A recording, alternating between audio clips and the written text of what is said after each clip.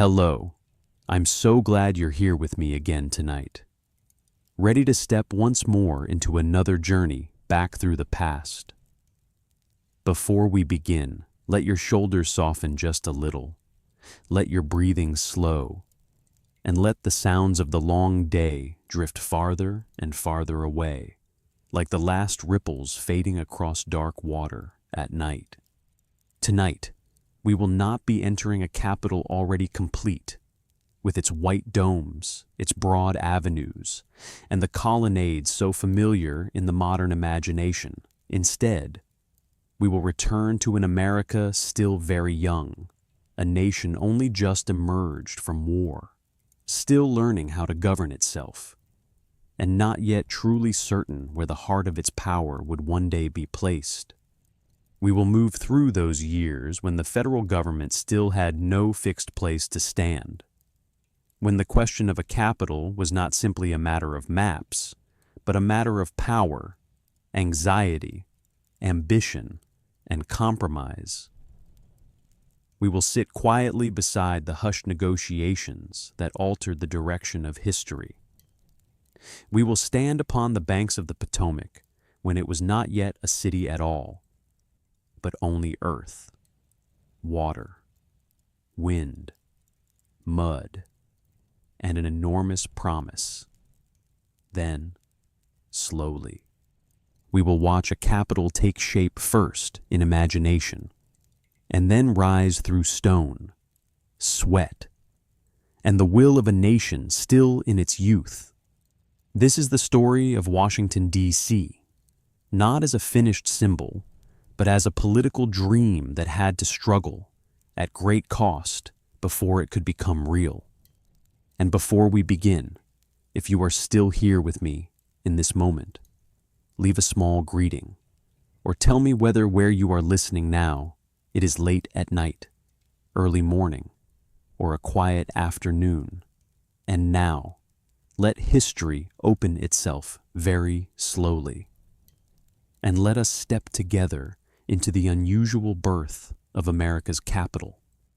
Begin very slowly tonight, as if we are not entering a city, but entering an empty space lying between the still unsealed borders of a newborn nation. Before there were broad avenues opening like bands of light stretched beneath the morning sun. Before white domes rose like exclamation marks of power against the sky. Before the name Washington became a familiar image in the memory of an entire people. America was once a place very young, very rough, and still carrying the startled air of a land just awakened from a great convulsion of history. They had victory. They had independence. They had men who believed they were laying the first stone of a new age. Yet amid all of that, one essential thing was still missing, a place upon which that nation could lay its hand and say, "This is our center. This is where our power sits down, speaks, and becomes real." That is what makes the story of Washington so different from the stories of many other capitals in the world. There are capitals that grow like ancient trees, ring upon ring of age layered through centuries. From fortress city to palace, from harbor to marketplace, from bell tower to stone square. But early America had no such inheritance to step into. It had no London already standing as the heart of a kingdom.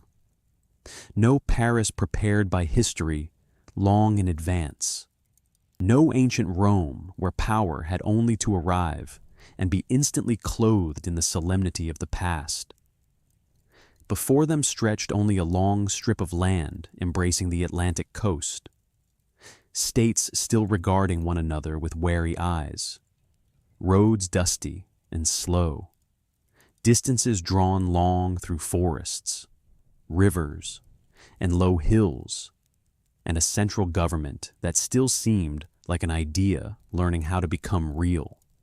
If we step a little farther back into the dimness of the late 18th century, that picture grows clearer. the way the eye slowly adjusts to faint light in the night. America, just emerged from war, was not a solid, seamless mass like the modern nations we tend to imagine today.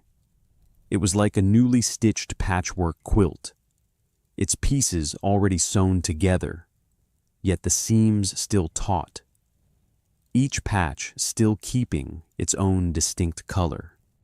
Each state remained accustomed to living as a small world unto itself. Virginia saw everything through the wide fields, plantations, and ambitions of Virginia. Massachusetts carried the rhythm, severity, and anxieties of Massachusetts. Pennsylvania had the commerce, the streets, the pride, and the habits of thought of Pennsylvania. From the noisy northern ports, where masts crowded against one another on cold water, to the agricultural lands of the South, where life moved more slowly, but local power rooted itself more deeply. Everything reminded the eye that America was not yet truly one body. It felt more like a daring experiment than a finished creation. People could speak of liberty in beautiful language, could speak of republic and the will of the people, but in the actual life of the world, one quiet question still clung to everything like a shadow trailing candlelight. Where? On this earth? Would this federal government truly stand? At first hearing, that may sound like a question belonging to documents, to law, to dry debates inside meeting rooms. But look more closely, and it becomes something much nearer to life, nearer to the body, nearer to the way human beings exist in the material world.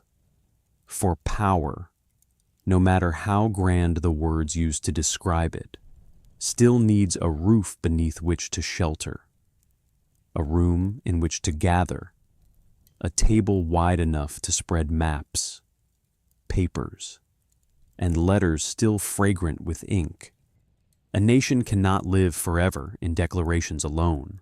Sooner or later, it must appear in the form of brick and stone, timber, corridors, door frames, steps, and roads leading toward the place where decisions are made. It needs a place where, when people think of their government, they do not think only of an abstract idea hovering in the mind, but of a point that truly exists upon the earth. A place one can approach, can point to on a map, can say, national power is there. That is why the story of the seat of government was never merely a matter of renting a building or choosing the most convenient city. Beneath it lay a far heavier question. Where would national power plant its roots so that it would not tilt beneath the weight of individual states? What would a young republic cling to if even the place where it sat down still belonged to someone else? In those first years, the national government of the United States was in truth far smaller than the grand image later generations often attach to it. It did not yet possess the majesty of great institutions.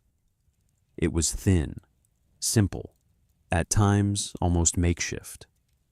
Documents might be stored away in wooden chests. Important resolutions might be read aloud in cramped rooms, where the walls did not yet carry the enduring dignity of history, where nothing was large enough to match the weight of the decisions being made inside. The government itself sometimes gave the impression of a guest lodging temporarily, rather than a master fully settled in its own house. If you close your eyes for a moment, you can imagine a government whose physical presence was still so fragile that it might almost be packed into a few trunks, a few stacks of paper, a few wagons, and moved elsewhere again. And inside that fragility were men who believed they were opening a new age in the history of political life. They spoke of the future of a republic the world had never seen before. and yet every time they gathered, they had to face a simple and chilling truth. They still had no true home for the government they were trying to build. In that contrast, there was something both beautiful and uneasy, like a great fire burning in the middle of an empty room, like a magnificent dream still forced to sleep temporarily in the frail conditions of its beginning.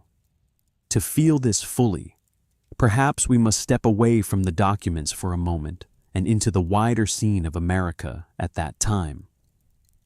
Imagine dirt roads after the rain, wagon wheels sinking into heavy, clinging mud. Imagine broad rivers whose crossing was nothing as easy as it appears on a map. Imagine bustling port towns where the smell of sea salt, wet wood, tobacco, molasses, and raw wool mingled in the air. Here people traded. There they cultivated the land.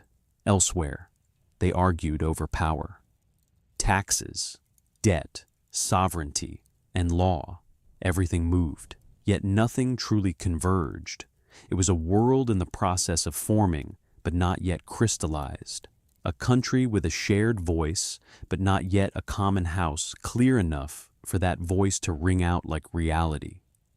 In such a world, the absence of a center was not merely the lack of an address. It was like a body with limbs, breath, and will, but one that had not yet found the place where its heart would beat.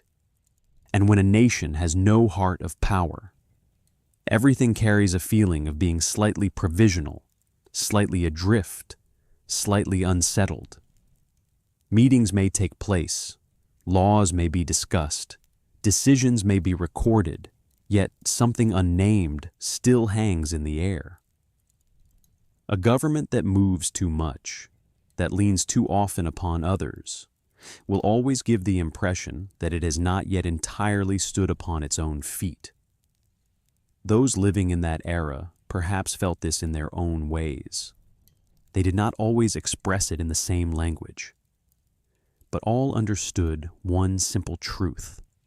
A state that intends to endure needs more than beautiful principles. It needs place. It needs presence. It needs a space in which national power is no longer merely a passing guest, but an acknowledged authority. And here the story grows deeper than geography. For if the seat of government stands inside a single state, then no matter how grand it appears on paper, in reality, it must still breathe in that state's air, rely upon that state's rhythms, pass through that state's streets, and, to some degree, live under the shadow of local interests already deeply rooted there. For an America that had only just won its independence, that was no small matter. They did not merely want a government. They wanted a truly federal government, a government not so close to one region that another would feel abandoned, a government not wrapped too tightly in the coat of any one state, a government that might represent something wider, larger, and newer than the local identities that were already so powerful. Yet what makes this first chapter so memorable is that everything still remained more a matter of feeling than of answers. No site had yet been chosen. No name was yet certain. No street had yet been laid out before the eye. There was only an awareness growing slowly but steadily inside the minds of those trying to build the Union. America could not mature if it continued forever without a center of power of its own. Just as a family may live provisionally without a house of its own. Yet the farther it goes, the clearer the need for a home becomes. So too with the nation. At first, the absence could be endured.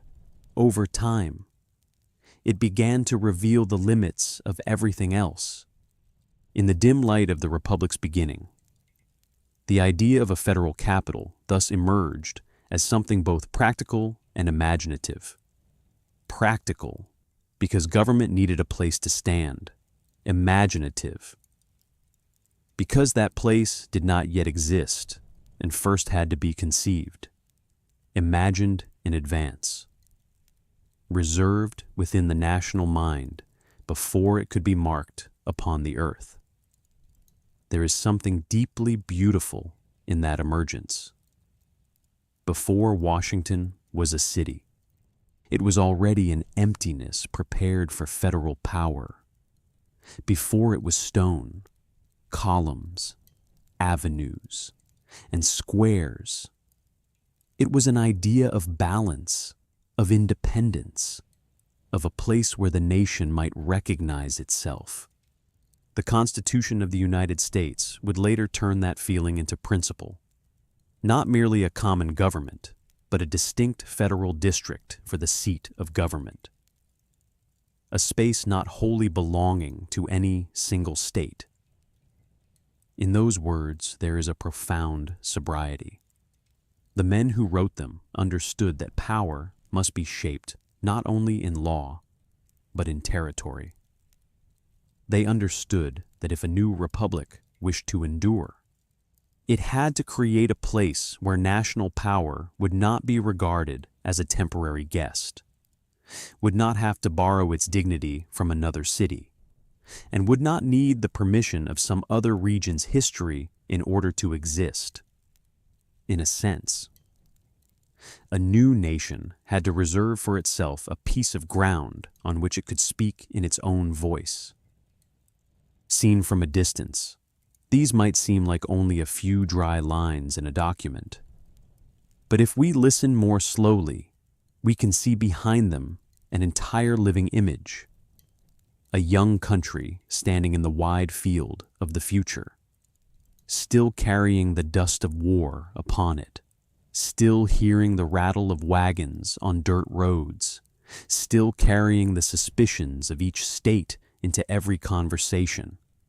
And amid that scene, it begins to understand that it needs more than victory, more than speeches, more than verbal symbols.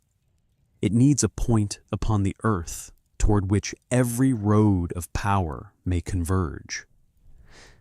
A place not only for work, but for America to appear as something real. From this moment onward, the future capital also begins to bear a silent but immense task upon its shoulders. It must not only contain the organs of government, it must also heal an invisible fracture in the national imagination. For when each state still sees itself as the center of its own world, the Union needs a place different enough to become a common image, not the image of Virginia, nor of Pennsylvania or Massachusetts, but the image of an America trying to rise above each of its separate parts. That is not easy. Local identities at that time were too strong, too real, too close to ordinary life. The Union was a newer idea, a thinner idea, a more distant one, and so the need for a national center was also the need to make that idea more visible, more tangible, more lasting. Keep this final image in your mind before Chapter 1 comes to a close. An early America, like a young body standing beneath an open sky, its veins already there, its voice already there, its will already there, and yet within its chest there remains a quiet space where the central heartbeat has not yet been found. Not because it lacks life, but because it is still searching for the place where that life may gather. And it is within that silence that the story of Washington begins, not with marble, not with tall columns and white domes, but with a question soft and enduring as water running through the night. Where will a new nation place its heart?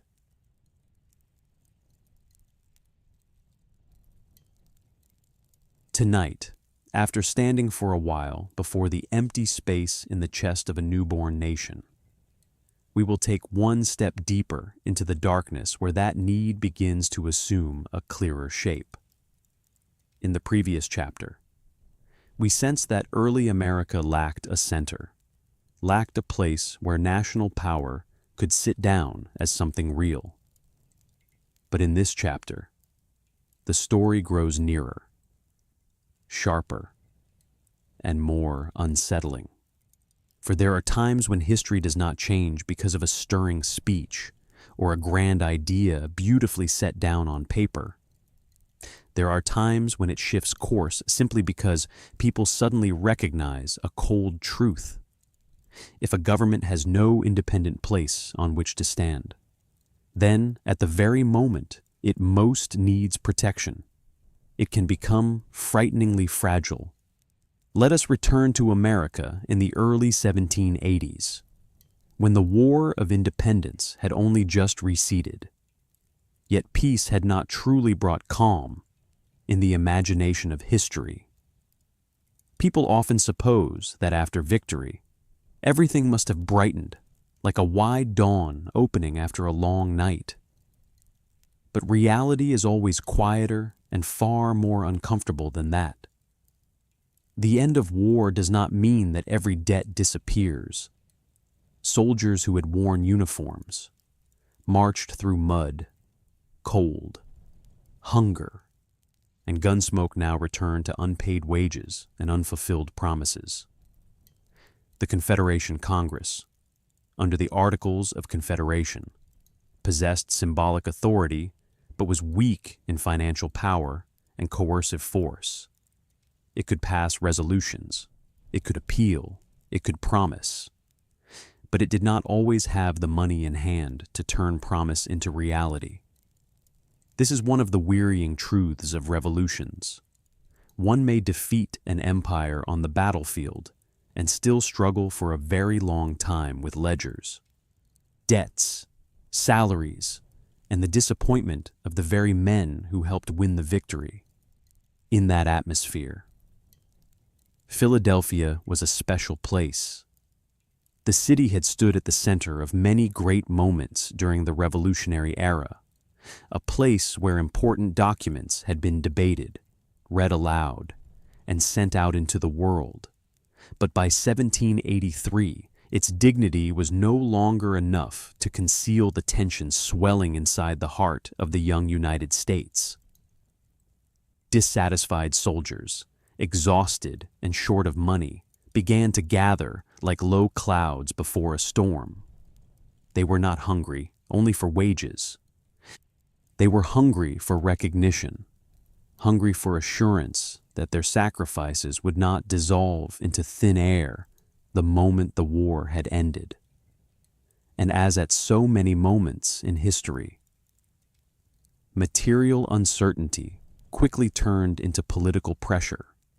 If we enter Philadelphia in that summer at a slow narrative pace, we can imagine the heat of the streets, the heaviness of the air, the sound of shoes striking the ground, the murmur of gathering voices, the resentment of long frustration pressed almost to the breaking point.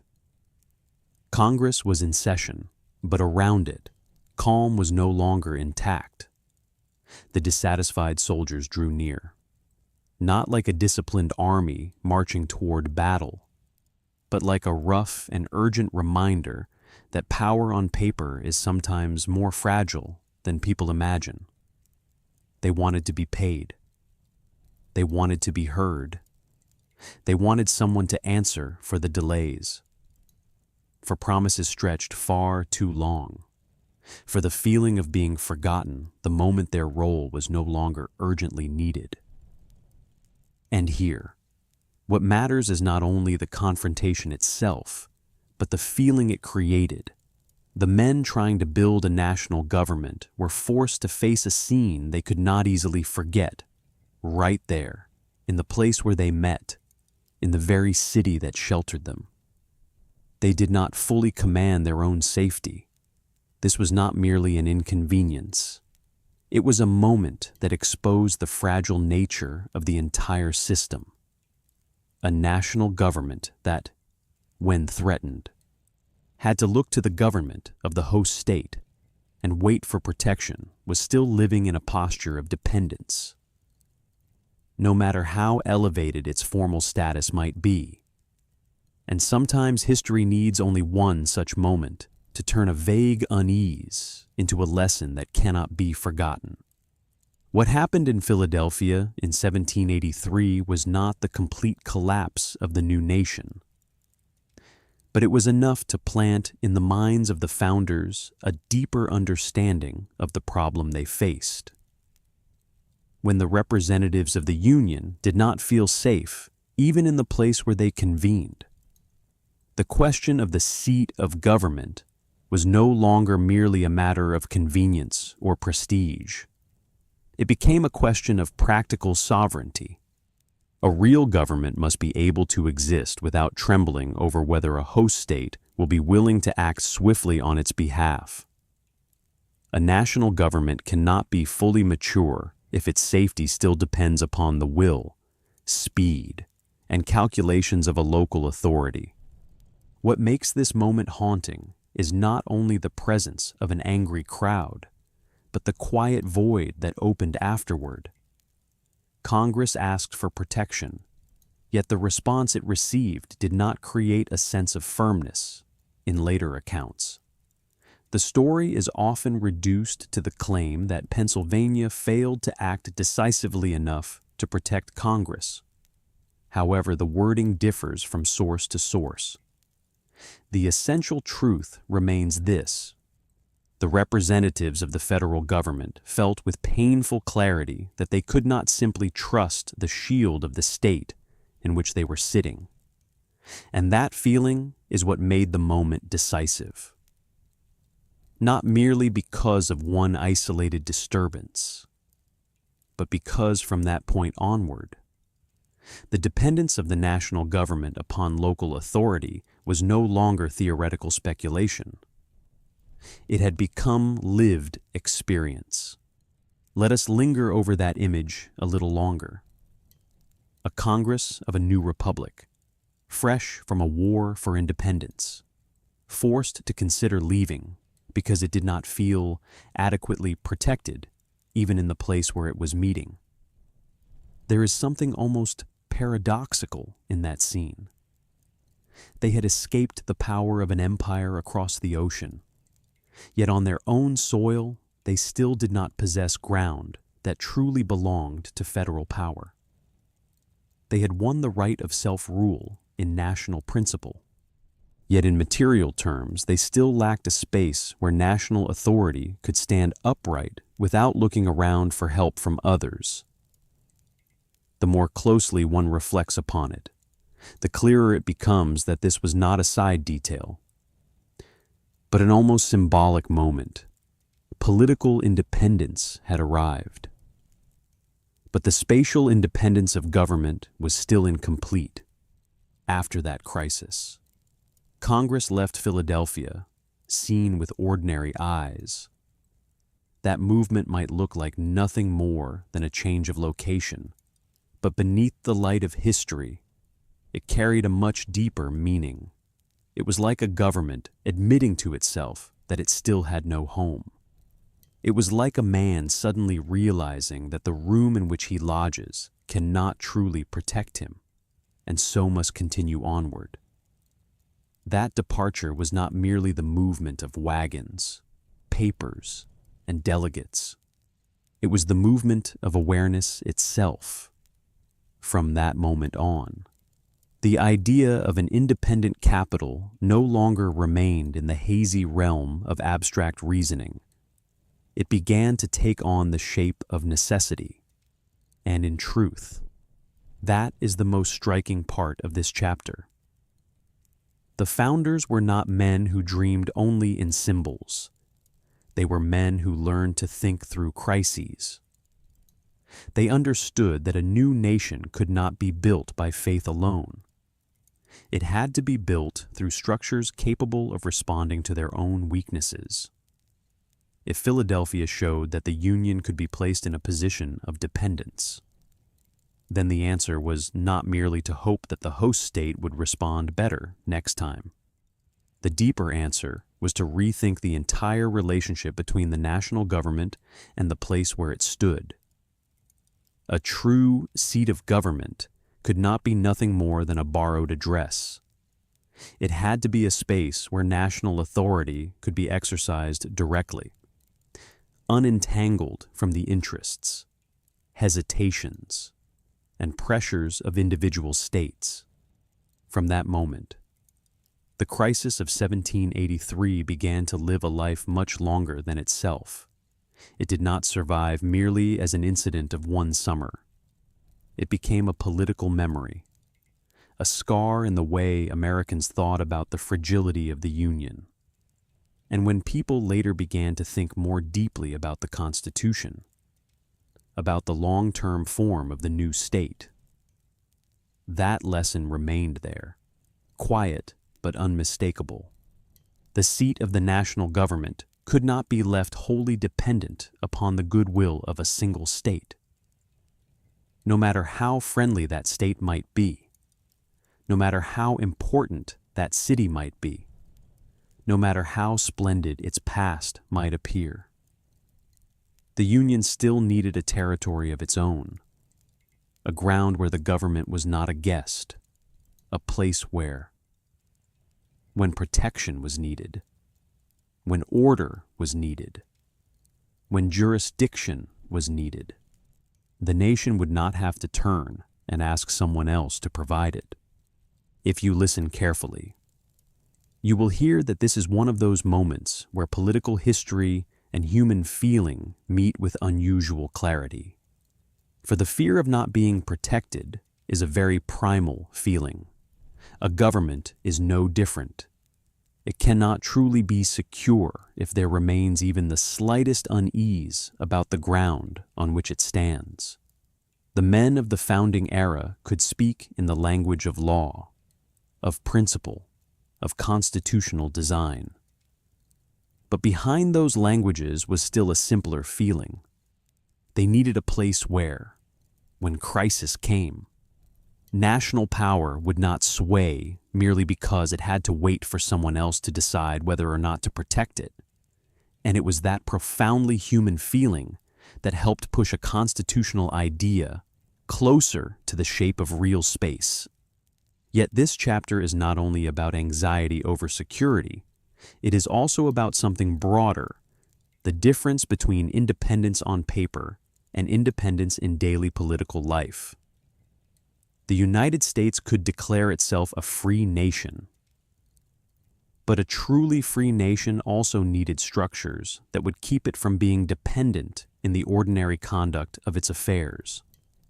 An independent capital, in that sense, was not merely a later building project. It was first of all a further completion of independence itself, as though, after winning freedom from without, America still had to learn how to create an inner space where its own power could breathe with its own lungs. Perhaps that is what makes this story so distinctive. It begins not with glory, but with unease, not with a grand square, but with a crisis, not with a beautiful plan, but with the feeling of being exposed before one's own fragility. And yet, that is precisely how many durable institutions are born, not because people saw the final beauty of the structure from the very beginning, but because they understood all too well the cost of being unprepared. An independent capital for America was not merely an architectural dream. It was the answer to a question that had once driven the nation's leaders away from their meeting place with the uneasy realization that national power still did not stand on ground firm enough beneath its feet. From this point forward, the idea of a federal district began to carry greater weight. It was no longer merely a convenient possibility for the future. It began to take on the quality of something almost inevitable. when the Constitution would later grant Congress exclusive legislative authority over a federal district for the seat of government. One could hear in that provision the echo of the lesson of Philadelphia, not as a simple one-to-one reaction, but as the distillation of experience. Crisis had taught them that the space of power had to be designed as carefully as power itself.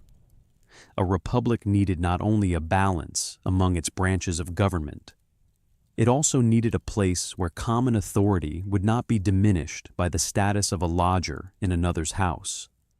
And so, in the night of this story, we can sense a very subtle yet profound shift. In the previous chapter, America had only begun to feel that it lacked a center, but in this chapter, through crisis, that lack had become impossible to ignore. Before, an independent capital may have seemed merely a good idea.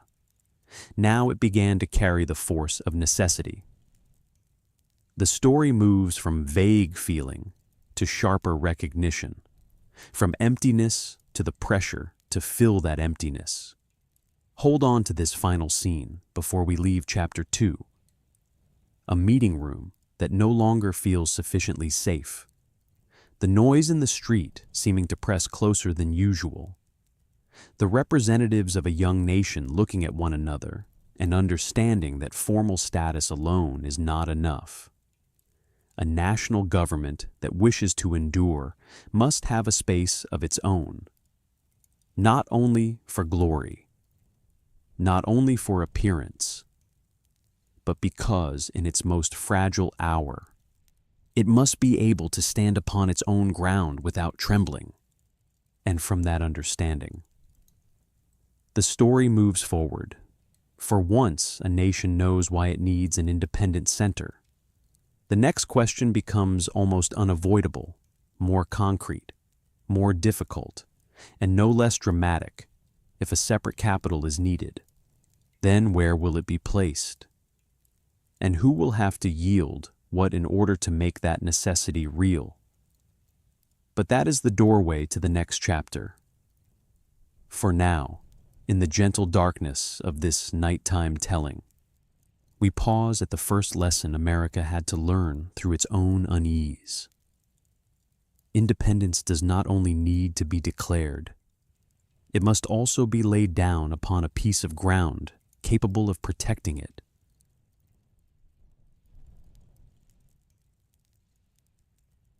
If in the previous chapter, America had begun to understand that a national government could not go on forever standing upon the ground of others, then in this chapter, the story moves one step further, from the feeling of necessity to the price that had to be paid in order to make that necessity real. For in history, a capital is rarely born from a beautiful idea alone. More often, it emerges at the intersection of principle and interest, of vision and bargaining, of what people declare openly and what they agree to yield in silence. Washington, D.C. was no different. Before it became a city of streets, foundations, and public buildings, it had already been shaped within the dense, heavy atmosphere of negotiation. It was born not only from the need for a center, but from a much harder question.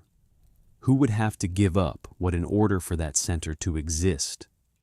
To understand that, we must step into America in the year 1790, when this new nation had already passed through its first violent swaying, yet was still very far from any true condition of calm. The war was over. Independence had been secured. The new Constitution had begun to function. Yet unity within the Union was still something in progress rather than an accomplished fact. On the surface, this was a republic standing up on its own feet. But look more closely, and you could see beneath the cloak of idealism a body still taut with unresolved tensions. North and South did not look toward the future with the same eyes. The states carried different scales of debt, different economies, different rhythms of life, and, most importantly, they carried very different anxieties about how powerful the federal government might one day become within that setting. Alexander Hamilton emerged as one of the most forceful faces of the founding era. If we imagine America as a house whose frame was still being raised, then Hamilton was the man who refused to stop at the timber skeleton. He wanted the walls raised quickly, the foundation packed firm, and the roof made strong enough that no first gust of wind could tilt it. In his eyes, a new nation could not live forever in a condition of looseness and fragility. It needed credit. It needed financial honor. It needed a central government strong enough to compel the world to believe that America was not merely a successful uprising, but a country with a real future ahead of it. And, in order to achieve that, Hamilton proposed one of the boldest plans of the era. The federal government should assume the war debts of the states. At first hearing, this may sound like a financial proposal, a matter of ledgers, bonds, credit, and obligations of payment. But beneath that surface lay an immense political question. If the federal government assumed the debts of the states, then the federal government would grow stronger. It would bind creditors, merchants, investors, and all those with material interests to the endurance of the national government itself. For Hamilton, that meant more than paying debts. It was a way of building trust, a way of giving the central government a spine. But for many others, especially in the South, it was also a deeply suspect idea. For a stronger national government usually meant that the states would have to become accustomed to surrendering more of their own space of power. James Madison was one of those who reacted clearly against the plan, not because he failed to understand the need for national stability, but because he saw the imbalance beneath it. Some states, especially in the North, still carried heavy war debts. Meanwhile, states such as Virginia had already worked hard to reduce that burden. If the federal government were now to assume the full debts of all the states, then in the eyes of many Southerners, it would seem that the states which had managed their affairs more responsibly would now help shoulder the cost of those still burdened by heavier debts in the aftermath of war, when money was never a light matter. That was no small grievance. It touched directly upon the sense of fairness, upon the pride of the states, and upon the fear that the balance of power within the Union would gradually tilt northward. And so, America entered one of the most characteristic moments of its history, a shared ideal colliding with regional interest. One side spoke of the stability of the nation as a whole. The other saw the uneven burden carried by individual states. One side wanted a stronger central government so that the country might stand firm. The other feared that the price of that strength would be paid unjustly. And in that way, the story of the federal capital, which seemed at first to belong to geography, symbolism, and constitutional principle, was suddenly pulled directly into the middle of this storm. For in a union still so young, almost no great question stood alone. Everything touched everything else. Finance touched power, power touched geography, geography touched sectional honor, and from the point where all those lines tightened into one knot, the compromise of 1790 began to take shape. If we step into the summer of that year at a very slow pace, we can feel the air stretch tight, like a cord being pulled from both ends. Congress argued. One line of reasoning followed another. Numbers were invoked. principles were cited, yet beneath it all remained the old question from which America had never truly escaped in its earliest years. How could it become one nation without making each of its parts feel that it had given up too much? And it is here that Thomas Jefferson enters the story in a very particular way. Not as a man who held all power and could decide the fate of the country with a single nod, but as someone who understood that history does not always move forward in crowded halls of debate. Sometimes it moves in a quieter dinner room, where voices become less performative and begin to speak in the tone of real calculation. The story of that dinner would later become so famous that it almost took on the glow of legend. But if we strip away the halo of hindsight, what remains is still beautiful in a very truthful way. Imagine a June evening in New York, where the federal government was then still temporarily seated. Outside, the city went on living its own rhythm. The streets still carried the sound of wheels, the striking of hooves, the opening and shutting of doors. But inside a room set for dinner, the history of the United States was being drawn a little closer to the tabletop, not by armies, not by crowds, not by some grand declaration, but by a few men who understood very clearly that unless each side yielded something, the whole fragile structure might remain trapped in deadlock. Jefferson later recalled that Hamilton came to him almost in despair because the Assumption Plan had run into severe resistance. It is a memorable detail, not because it is melodramatic, but because it shows that even men of strong will, like Hamilton, understood that logic alone was not always enough. Sometimes a new nation needed softer bridges between its factions.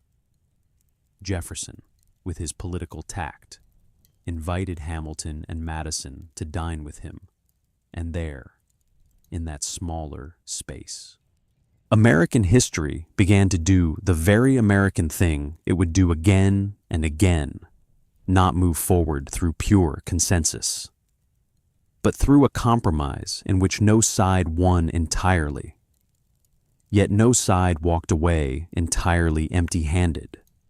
What matters here is that we should not imagine that dinner as a simple cinematic scene in which a few men sat down and easily resolved every disagreement. Its fascination lies precisely in the opposite. It is compelling because it shows that early America was stitched together through uncomfortable concessions. Madison did not suddenly stop worrying about fairness among the states. Hamilton did not abandon his dream of a strong central government. Jefferson was not some figure standing outside all sectional calculation. But at a certain point, all of them understood that if the Union continued to consume itself in stalemate, then the entire idea of a common nation might be weakened from the very beginning. And so the great bargain began to reveal its shape. The question of finance and the question of the capital's location were bound together. If certain Southerners were willing to clear a path for Hamilton's financial plan, then, in return, the location of the permanent capital would lean toward a place they could more readily accept, along the Potomac River. This is the point that makes the chapter so important. The future capital of the United States was not chosen as though someone had simply unfolded a map and innocently marked the most convenient point. It came out of a very specific political exchange. One side gained a stronger financial foundation for the federal government. The other gained the promise that the new center of power would not lie too far from the space of influence it could accept. And between those two things, the map of America quietly changed direction. If you close your eyes, You can imagine that map as a piece of cloth being pulled by many hands at once. One side wanted it to tilt toward national credit. The other wanted to make sure it did not slide wholly northward. One side looked at the debts. The other looked at the future axis of power. And in the end, through an agreement that did not fully satisfy anyone, the cloth was pulled toward a temporary point of balance. That is one of the most essential truths of American history. Many of its larger structures were built upon temporary balances, not because every conflict had disappeared, but because in that moment the parties agreed to live with them.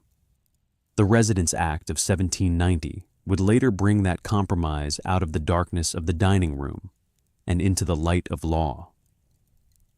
But before it became legislation, it was already a movement in the national mind, a reluctant agreement that, in order for America to keep moving forward, the factions would have to give one another something tangible. For Hamilton, it was a major step in strengthening the financial credit of the nation. For many Southerners, it was a way of ensuring that the political center of the Union would not drift too far from the axis of influence they could tolerate. For history, it was the moment when the story of Washington began to leave the realm of abstract need and enter the realm of touchable decision. This is also the point at which we should pause and look more carefully at the nature of compromise itself. It is not beautiful in a poetic way. It is not the pure meeting of souls who think only of the nation. It is politics, in the truest sense of the word. It contains calculation, sectional interest, discomfort, silence, and those things no one wishes to say too plainly, though everyone understands them. And, for that reason, it is all the more real. A republic is not built by beautiful language alone. It is built by the ability to make deeply disagreeing people remain inside a common structure, seen in that light. The dinner of 1790 is not merely an interesting anecdote in a history book. It is a window into the way America learned to exist, through negotiation, through tension, through concession, and through the acceptance that sometimes the future of an entire nation depends upon who is willing to step back first. Perhaps that is why this chapter carries such a distinct atmosphere within the entire story of Washington. C. It does not yet have the beauty of grand plans. It has no first foundations, no wind over the Potomac, no construction ground full of mud. But it has something even more important. It is the moment when the future capital is purchased through real politics. It is the moment when the question, "We need a center somewhere," becomes the much harder question. What are we willing to surrender in order to create it? And once the second question has found an answer sufficient for the moment, then in one sense, that city has already begun to exist, even before the first stakes are driven into the earth. Hold on to this final image before we leave chapter 3. A room prepared for dinner, low candlelight, glasses, plates, the faint scrape of chairs across the floor. Outside, the whole country is still arguing over where this new government will go. Inside, a few men are trying to keep it from breaking apart too soon. They do not resolve every difference. They do not heal every fracture. But they do one thing that is enough to set history moving. They exchange a portion of advantage for a portion of stability. Exchange a portion of resentment for a road that can still be traveled. And it is from that seemingly modest dining table that America moves closer to having a true capital of its own. Not because destiny naturally pointed to a particular place on the map, but because human beings, in a very fragile moment of national life, agreed that if they wanted to continue existing together, they would have to bind their future to one another through law, through debt, through geography, and through a compromise strong enough to turn a political dream into real ground. In the next chapter, we will leave that candlelit room and move toward the Potomac, where compromise begins to search for its physical form. For once, the dinner ended, and the terms had begun to tilt toward agreement. A new question opened immediately, wide and quiet as the face of water beneath an early sky. If the new capital was to be born, then where? Exactly. Would it rise upon that stretch of land, still so close to having no form at all?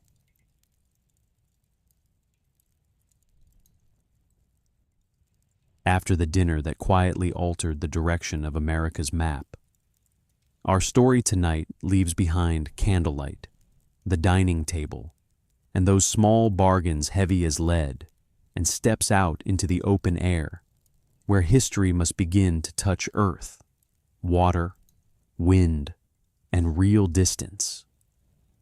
For once it had been agreed that a permanent capital would stand along the Potomac River. A new question opened at once, and this time it could no longer be answered by argument in meeting rooms alone. If the capital was to be on the Potomac, then where exactly? Along which stretch of the river? Near which town? On which bank? And from this moment onward, a political idea had to begin transforming itself into geography. The Residence Act of 1790 provided that the permanent capital would be located along the Potomac, while President George Washington was given the authority to choose the precise site within a very broad region, from the confluence of the Potomac and Shenandoah to the point where the Potomac met the eastern branch, the stream later known as the Anacostia, Philadelphia, meanwhile, would continue serving as the temporary capital until 1800. That is what makes George Washington's role in this chapter far more remarkable than common imagination often suggests. He was not merely the name that would later be given to the city in this period. He was the man who truly had to look upon the land itself and make a choice that would shape the center of power for the entire new republic. And perhaps it would be difficult to find anyone more fitted to that moment than he. Before becoming the commanding general of the Revolution and then the first president of the United States, Washington had once been a young surveyor. His experience in measuring land, reading terrain, understanding waterways and distances was not merely a minor detail in his biography. It helps us understand why he did not look at territory as an abstract patch of color upon a map. He saw it as a body with high ground and low ground, with dry places and flooded ones, with places that opened onto long views, places suited to water transport, and places capable of bearing upon themselves the future of a city.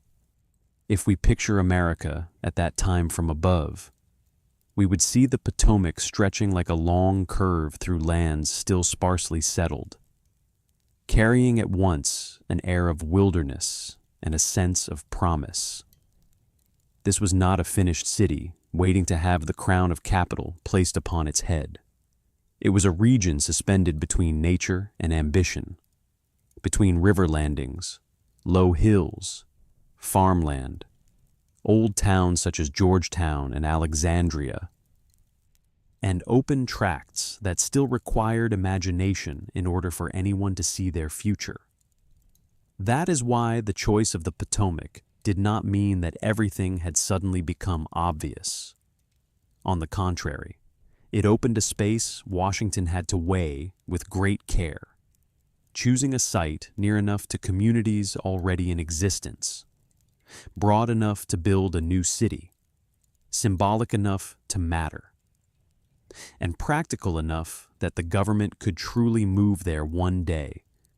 On January 24th, 1791, Washington issued a first proclamation, declaring that the federal district would be laid out around Georgetown by means of lines of experiment, trial survey lines intended to define the 10-mile square territory for the future capital.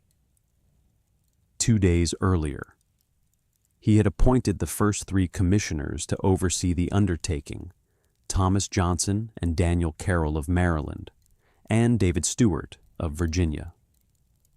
This is a deeply striking detail, because from this point onward, the choice of the capital was no longer merely the president's prerogative in theory. It had begun to become a practical enterprise of surveying, negotiation, and organization on the ground. Those first straight lines were not yet streets. They were the first strokes of federal power upon real earth.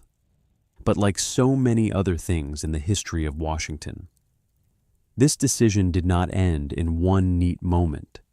In the weeks that followed, as survey lines were run across the land, as the terrain was examined more closely, and as the possible and impossible began to reveal themselves more clearly before the eyes of the surveyors, the government realized that the original boundaries needed adjustment.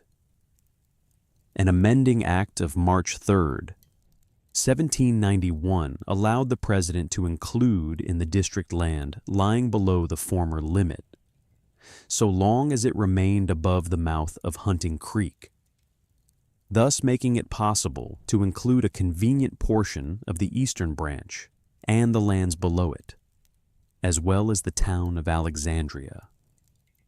Then, on March 30th, 1791, Washington issued a second proclamation to finalize the full position of the 10-mile square district. The records of the time themselves note that if Bladensburg were kept within the district, other more important objects would have to be excluded. It is a tiny detail, but a very human one. America's capital did not emerge from willpower alone, but from careful adjustments among law, map, and land. If we linger here a little longer, we begin to see a fascinating truth more clearly. Washington did not simply choose the Potomac in a broad and vague sense. He chose almost the southernmost point the Residence Act allowed. At the confluence of the Potomac and the Eastern Branch, the Library of Congress notes that he selected the lowest point possible within the bounds permitted by law. That changes the whole tone of the story. This was not a hazy choice of somewhere along the Potomac. It was a deliberate and specific decision, one that drew the future capital nearer to the lands that would later become Washington City, Georgetown, and Alexandria. And in that specificity, we begin to see more clearly how a young nation learned to fasten its ideas down into actual terrain. Perhaps it is here that George Washington appears not only as a political leader, but as a man who knew how to read a landscape. The land he chose was not a blank backdrop. It held a great river, a smaller branch, landings, slopes, low tracts, higher points suitable for major buildings, and waterways capable of making a future capital both symbolic and accessible by water.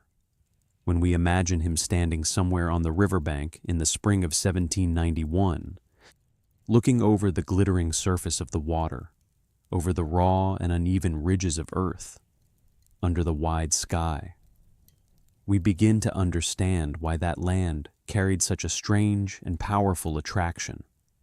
It was not yet beautiful in the way of a finished European city, but it possessed what those building a new country needed most of all: emptiness enough for imagination and room enough for symbols to rise.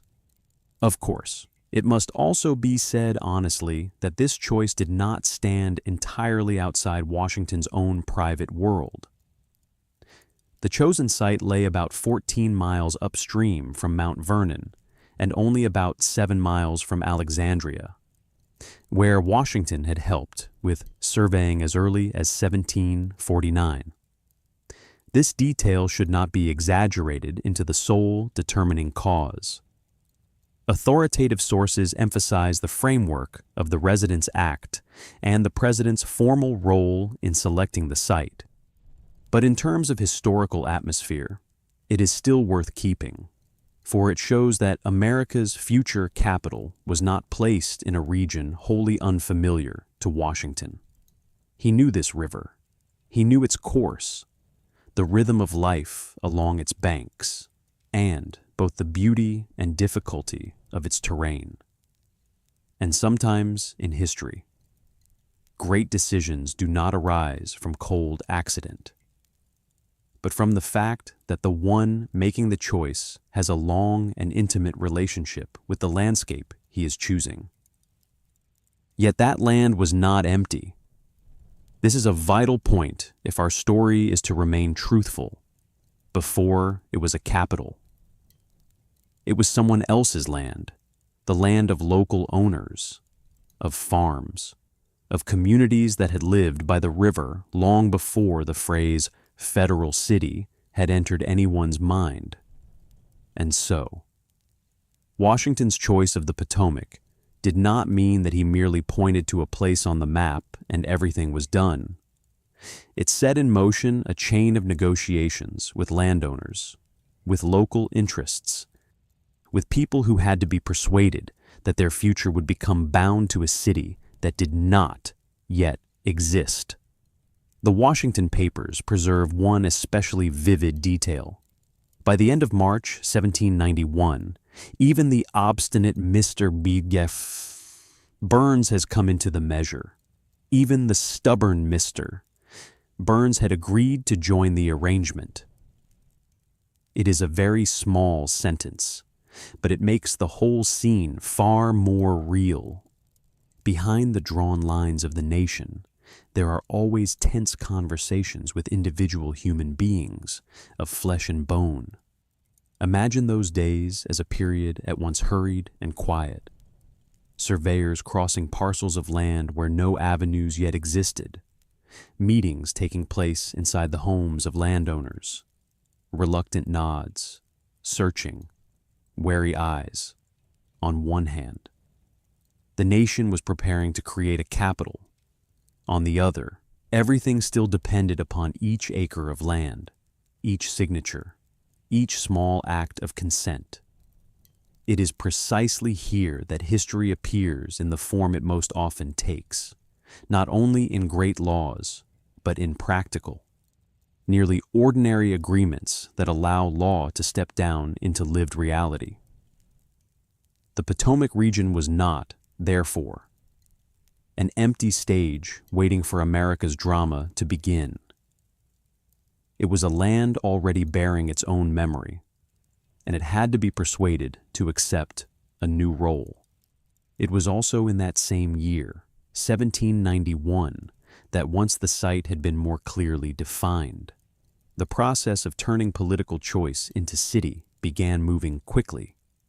The commissioners were tasked with overseeing the development of the district, and once Washington had selected the exact location, planning for the city could truly begin.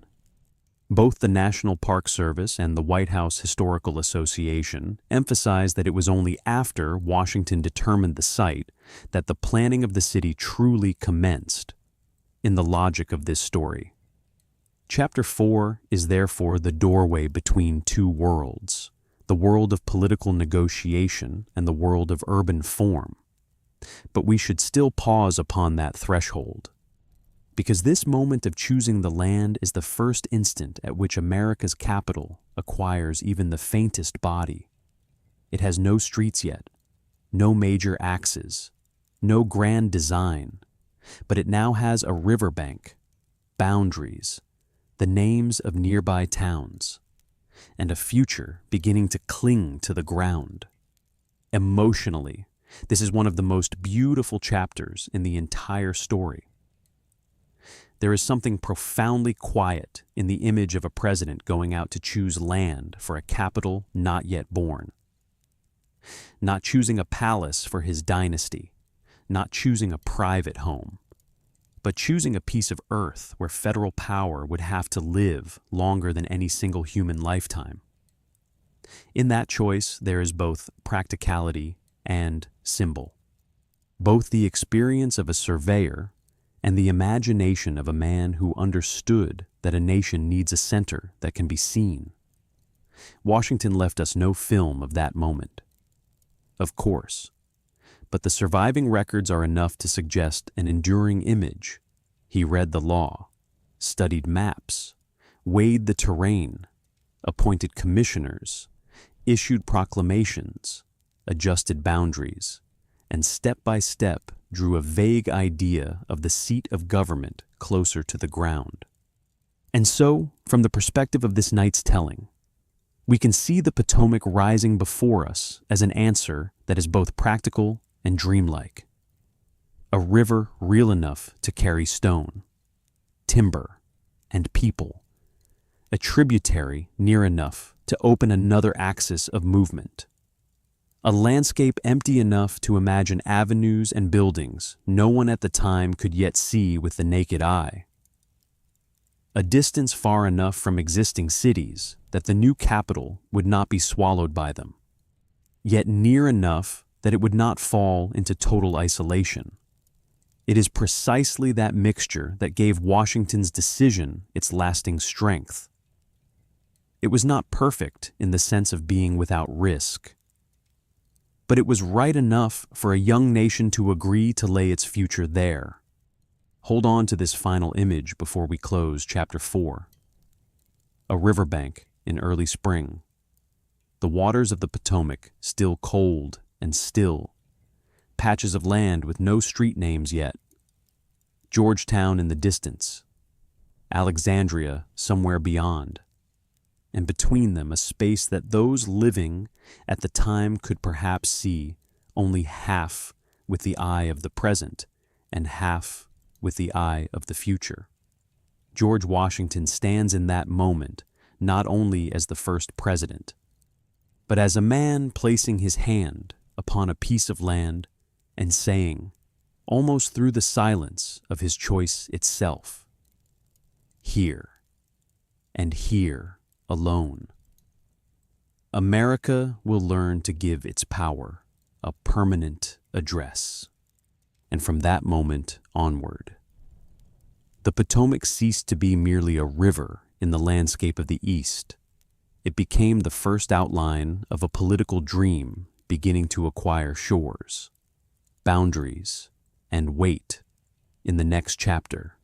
Once the land has been chosen, once the district has been marked out, once the empty ground beside the river has accepted its future, another figure will step forward to do the next thing no less difficult, to transform that land into a grand vision of the capital of the Republic.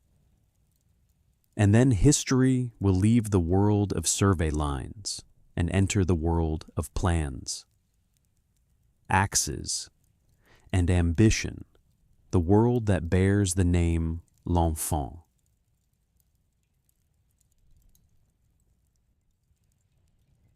Once George Washington had laid his hand upon the land along the Potomac and turned a political promise into a real place upon the earth. Our story tonight crossed into a new threshold. From this point on, America no longer asked only where its capital would be. The question now became harder, more beautiful, and almost reckless in its ambition. What would that capital look like? How could a landscape still sparse and raw, mixed with mud, grass, low hills, river landings, and unformed empty spaces, become the face of a new nation? How could a republic still young, not yet wealthy, not yet settled, and without any long tradition of an established capital. Dare to imagine a city that would be not only sufficient for work, but also capable of embodying its own power? It was at precisely that moment that Pierre Charles L'Enfant entered the story, not merely as a man bearing measuring tools and drawings, but as someone who carried within him the ability to see a city, while outside there was still nothing but land and wind. L'Enfant was a Frenchman born in Paris, one who had served in the American Revolution, and who was later entrusted by George Washington in 1791 with the task of designing the new federal capital. At first hearing, this may sound like nothing more than a personnel decision, but in truth it reveals a great deal about the aspirations of that age. Washington was not looking for a man who merely knew how to divide lots, draw streets, and place houses in the correct positions. He needed someone who could think on a far larger scale, someone strong enough to transform the seat of government into a national image. The Library of Congress describes Washington's commission to L'Enfant as the handing over of a blank canvas, almost a clean white ground on which to lay the foundations of the new capital. That feeling is profoundly important, for from this moment onward, America's capital was no longer simply a choice upon a map. It became an act of imagination, and that imagination, from the very beginning, was immense in scale. If we close our eyes and move slowly into that scene, we can imagine L'Enfant standing amid the rough and scattered terrain of the future, looking not at what was there, but at what was not yet there. It was the kind of vision history grants to very few people, to see an avenue where no road yet existed, to see a square where there was not yet a square, to see the place where public power would rise before the first building had even appeared. L'Enfant did not think of the new capital as a practical town that would gradually spread outward according to need. He imagined it as an ordered whole, with rhythm, with vantage, with space reserved for ceremony and power, with emptiness enough for people to feel that this was not merely the place where the state worked, but the place where the nation presented itself. In an America with no tradition of royal capitals or ancient court cities, this was an idea almost so bold as to seem impossible. The plan L'Enfant set forth, therefore, did not follow the pattern by which a neighborhood grows naturally and then slowly expands. The National Park Service notes that he overlaid a relatively traditional grid of streets with a system of very broad diagonal avenues, creating powerful sightlines and intersections with symbolic force. Pennsylvania Avenue, according to the NPS, was the most important axis, directly linking the legislative center with the executive center, that is, the Capitol and the President's House. Beyond that, he also imagined two vast public grounds, one stretching southward from the President's House, the other extending westward from the Capitol. What later generations would call the National Mall began in precisely that feeling, a large, open, ceremonial public space with visual depth. But the greatest beauty of this plan lay in the fact that it did not merely arrange streets, it arranged power.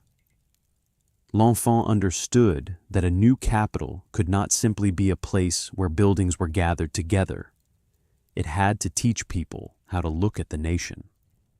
The White House Historical Association records that in his 1791 to 1792 plan, he placed the President's House on higher ground to the northwest of the Capitol, and connected the two centers by a grand avenue that would later become Pennsylvania Avenue elsewhere. The White House Historical Association also shows that he reserved some 82 acres around the president's house as parkland, a gesture that reveals the presidential residence was not conceived as a solitary house, but as a point of support within a wider structure of symbolic landscape. Here, we begin to see a very special truth clearly from its earliest conception. Washington, D.C., was a city built more from vision than from mere urgent necessity. Perhaps nowhere does that vision appear more clearly than in his choice of the Capitol's site. The architect of the Capitol confirms that L'Enfant placed this building at the eastern end upon the high ground, then known as Jenkins Hill. He looked upon that place as a pedestal waiting for a monument, an elevated base awaiting a worthy structure or memorial to rise upon it. That single choice alone says much about the way he saw the city. He was not searching for the place easiest to build upon, cheapest to develop, or most convenient in the short term. He was looking for a point from which power could be seen, elevated, and placed in a position at once material and symbolic. In his imagination, the Capitol was not merely the place where Congress would sit. It was the visual summit of the entire federal composition. And so, to describe L'Enfant merely as a planning engineer would make the story far too small. He brought into the new capital the grand planning ideas of Europe, especially the spirit of Paris and Versailles. Yet, he did not simply copy them.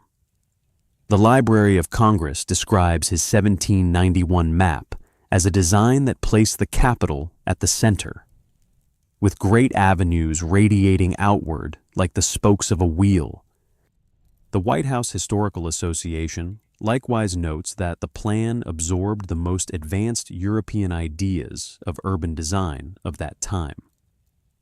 But what matters even more is that he carried those ideas into a landscape that possessed almost nothing substantial enough yet to support them. That is the paradox that makes this chapter both beautiful and painful. An enormous vision was being laid down upon a ground still too rough, too poor in infrastructure, too dependent upon money, land, people, and a governing machinery that was itself still learning how to work together. For from the very beginning, that dream collided at once with reality. L'Enfant was entrusted with something vast, but he did not work alone. On the ground, there were also the president's 3 commissioners, Thomas Johnson, Daniel Carroll, and David Stewart, who had been appointed to supervise the development of the new city. The papers preserved by the Library of Congress show that conflict between L'Enfant and these 3 commissioners grew increasingly clear. According to the finding aid for the Digi L'Enfant Morgan papers, L'Enfant complained that the commissioners cared too much about profit, while the commissioners in turn were frustrated that he did not produce the map as quickly as they wanted. That point alone is enough to reveal one of the oldest conflicts in the making of capitals. Should a city be built like a national dream, or like a project that must sell land, raise money, move quickly, and calculate every practical step? If we look more closely, this was not merely a clash of personalities. It was a collision between 2 different rhythms of time. L'Enfant looked like a man who wished to leave behind a skeleton for many generations to come.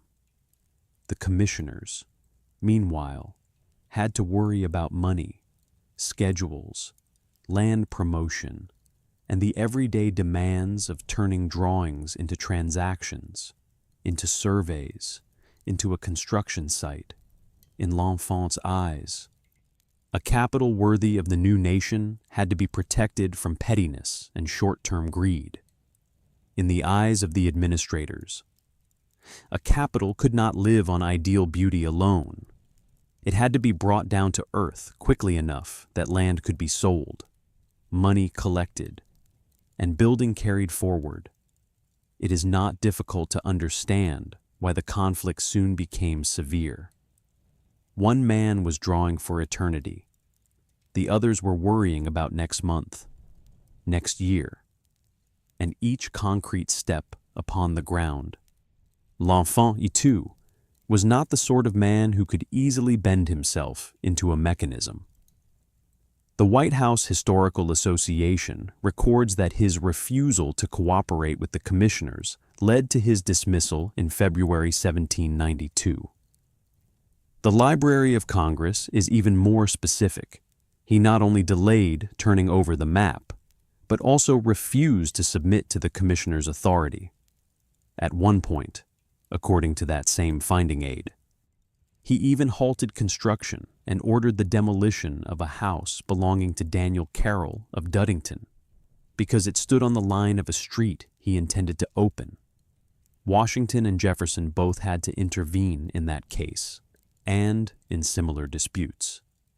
It is an especially revealing detail because it shows that L'Enfant was not merely a man of strong temperament.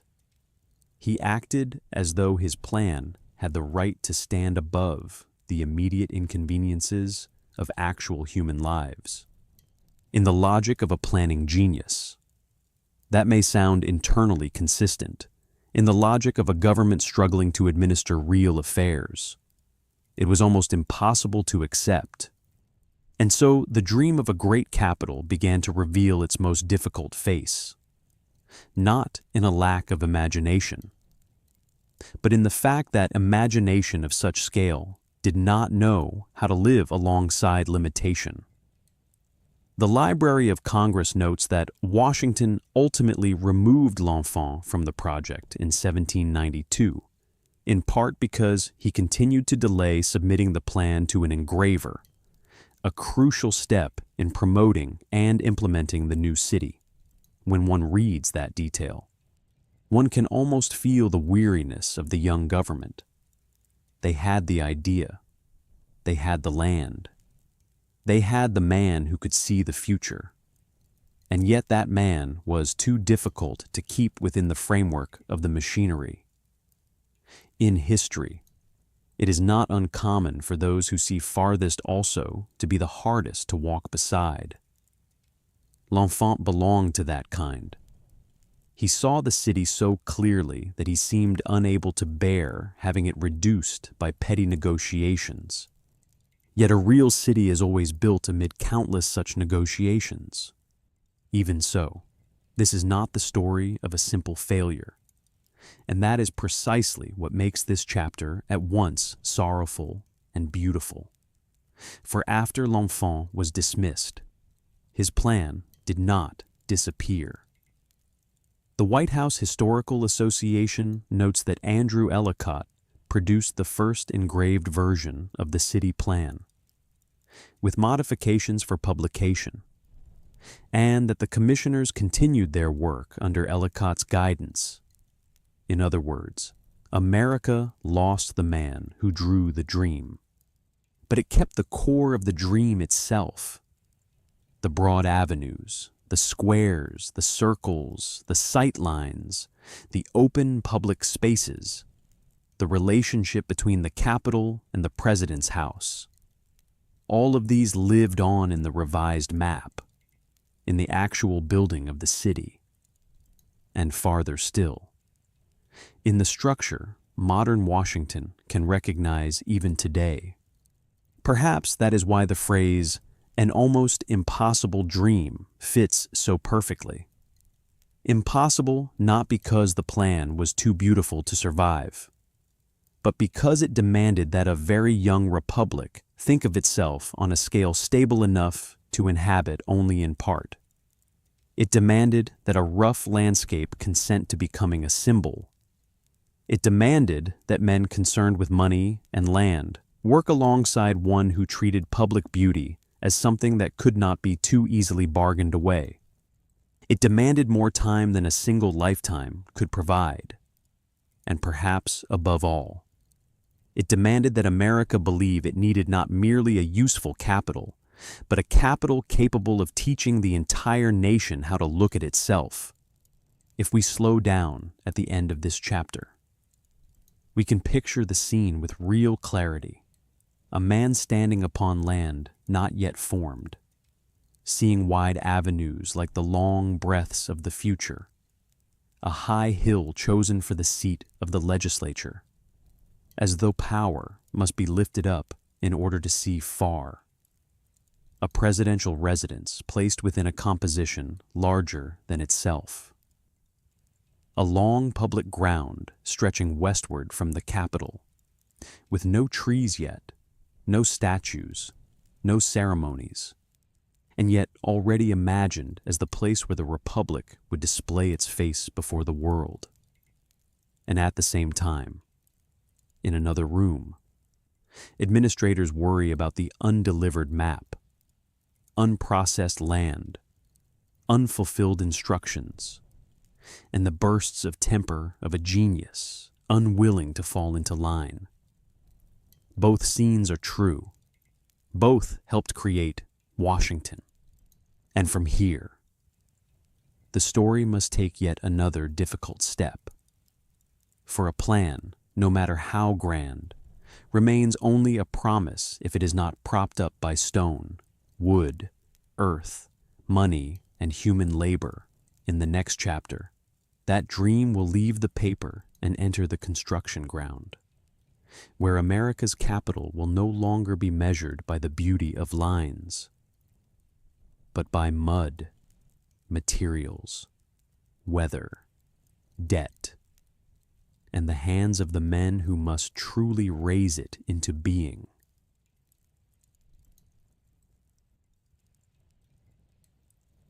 Once L'Enfant's map had been spread across the table like a vast promise, early America had to confront a question that was no longer beautiful, and yet would decide everything. Who would truly raise that promise into being? For a capital cannot live forever on paper. Sooner or later, diagonal avenues, squares, sight lines, and symbolic centers of power must all pass through one of history's most ancient tests. Would the land yield itself? Would the stone be brought in? Would the timber rise? Would the money hold out? And would there be enough hands to turn an idea into matter? From this chapter onward, Washington was no longer a dream viewed from afar. It became a construction ground, and every great construction ground, if we look closely, tells a story less glamorous than the drawings, but far truer. The first thing to understand is that this new city did not rise in a place already full of people, trades, materials, and an urban rhythm of life. The architect of the Capitol describes Capitol Hill at that time as a relatively wild place, and that institution itself states very clearly that workers had to be persuaded to leave their homes and come to that relative wilderness to labor.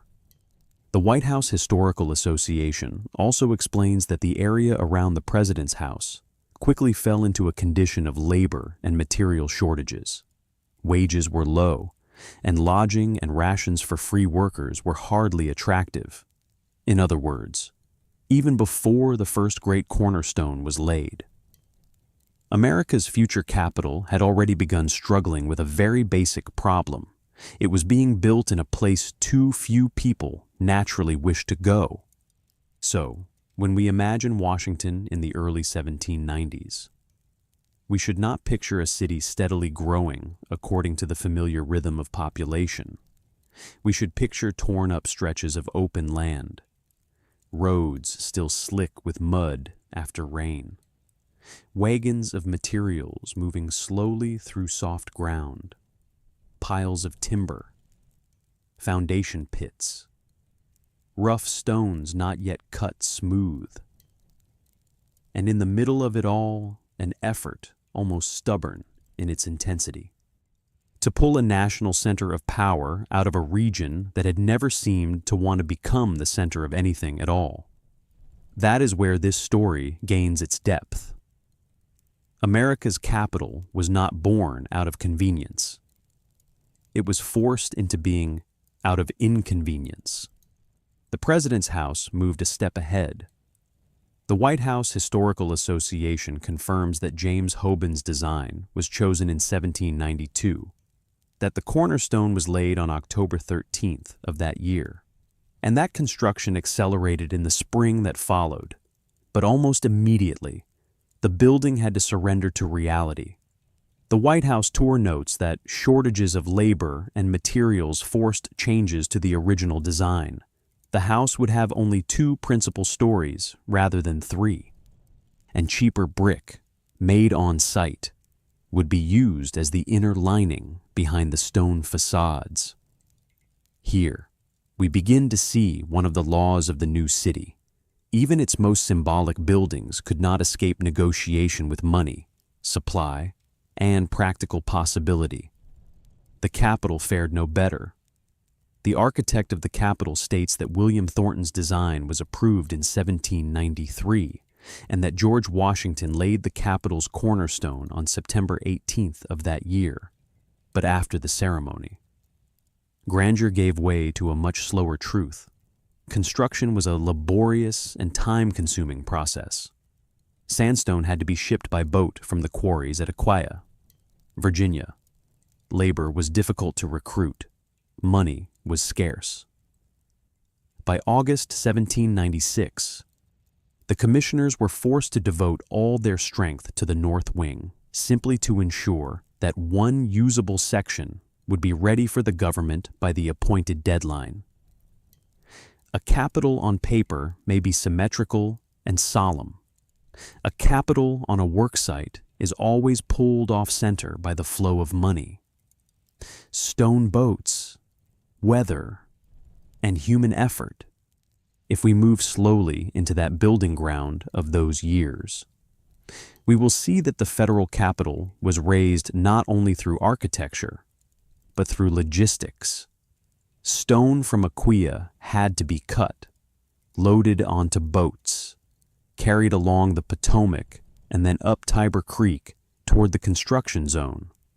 The White House Historical Association even illustrates the journey of those great blocks from quarry to site. At the President's House, the WHHA explains that the outer skin of the structure was Aquia Creek sandstone, while its inner skeleton was brick made from the red clay dug directly from the surrounding land. The new city was therefore assembled from long transport routes, distant quarries, nearby brickyards, and a network of labor constantly dragging material from one place to another. What sounds so grand on a map was, in fact, carried out one shipment at a time, one wagon at a time, one block of stone at a time. But then the story reaches the part that cannot be passed over, and it is also the part that makes this chapter heavier than all those before it. Both the White House Historical Association and the records of the Capitol confirm that enslaved labor played an important role in building the federal Capitol. At the President's House, WHHA sources state clearly that because free workers were scarce, the commissioners increasingly relied on labor hired from local slave owners. These coerced laborers cleared land, felled trees, uprooted stumps, quarried and transported stone, and made thousands of bricks in its account of the Capitol. WHHA likewise affirms that from the very beginning, enslaved laborers were an essential yet long overlooked part of that building as well. A city created to stand as a symbol of Republican government was also built, in part, by hands that were not free. That is a contradiction that cannot be softened. The way this system functioned appears with equal clarity in the historical record. WHHA explains that the commissioners did not directly purchase and own enslaved people, but hired out their labor from slave owners in Maryland, Virginia, and within the district itself, wages were paid to the owners, while the commissioners provided lodging, rations, and part of the medical care for the labor force under their control. This is not a minor administrative detail. It shows that from the very material foundations of the federal capital, there was an interweaving between the machinery of the new state and the slave economy of the surrounding region. On one hand, the government wanted to keep costs low in its early years. On the other, the Potomac region lay within a world where slavery was an everyday reality. And so, the worksite of the capital became the place where those two realities were fastened together. And even that is not the whole story. Because this building ground was, in fact, a place where many different classes of people worked side by side. The White House tour notes that James Hoban, under Washington's guidance, used both free craftsmen and enslaved laborers. He also brought in skilled workers from afar, including some from Scotland. Around the president's house, there later grew up an entire cluster of temporary structures, storage buildings, workshops, kitchens, huts or cottages for laborers, and a carpenter's hall that served as a place of work and, at times, as a Sunday church or a meeting hall for builders. The White House Historical Association describes the area as a construction village, and for a time it was even the largest settlement in the city of Washington. That image suddenly makes history feel close. Before, it was the White House. This place was once only a crowded building yard filled with materials, hammer blows, stone dust, men calling to one another, and makeshift lodgings thrown up in order to keep pace with the deadline of a nation. The more closely one looks, the clearer it becomes that Washington was built not only with sweat, but with the constant strain of management. WHHA notes that Hoban was not only the architect, but also the direct manager of the site, and these sources show that very ordinary problems were never far away. Illegal liquor sales, gambling, disturbances among the workers. These details should not be exaggerated into melodrama, but they are worth preserving, because they pull the future capital away from the retrospective solemnity we so often impose upon it. Before becoming a national symbol, it was a noisy, dirty, deprived place, with skilled men and clumsy ones, with discipline and with the disorder that attends every great work. Everything was made harder still because history gave those building the capital very little time in which to dream. The Residence Act had fixed the transfer of the government for the year 1800, and both the architect of the Capitol and the White House Historical Association show how that pressure bore down upon every construction decision. At the Capitol, the commissioners had to pour their strength into the north wing merely to ensure there would be space for the government when the deadline arrived. At the president's house, the WHHA writes that the pressure to make the building habitable before December 1st, 1800 was so intense that there was no time left to complete the surrounding landscape. And even the boundaries of the presidential grounds were not yet fully settled in the midst of that haste. In other words, early America's capital was not built in the calm rhythm of people with time to spare, but in the mindset of a race against a day fixed in law. That is why, when we think of Washington in the 1790s, the truest image may not be that of a city blossoming beautifully, but of a chain of efforts resisting delay, resisting late arriving stone, resisting insufficient labor, resisting a budget that could not keep up, resisting the reality that the chosen land was still too young, too unfinished, to bear the face of a nation all at once. And within that struggle, every layer of the construction ground left its mark. Commissioners worrying over money and schedules, architects revising plans to fit circumstance, skilled workers carving stone and raising timber, enslaved laborers clearing land, digging earth, firing bricks, and hauling materials. Seen from here, the federal capital was no miracle. It was the accumulation of countless hard labors that later ceremonial images would so easily hide. And perhaps that is the most honest point of this chapter. Washington, D.C., was not built as a pure metaphor of the Republic. It was built BTVKH, the contradictions of that Republic itself.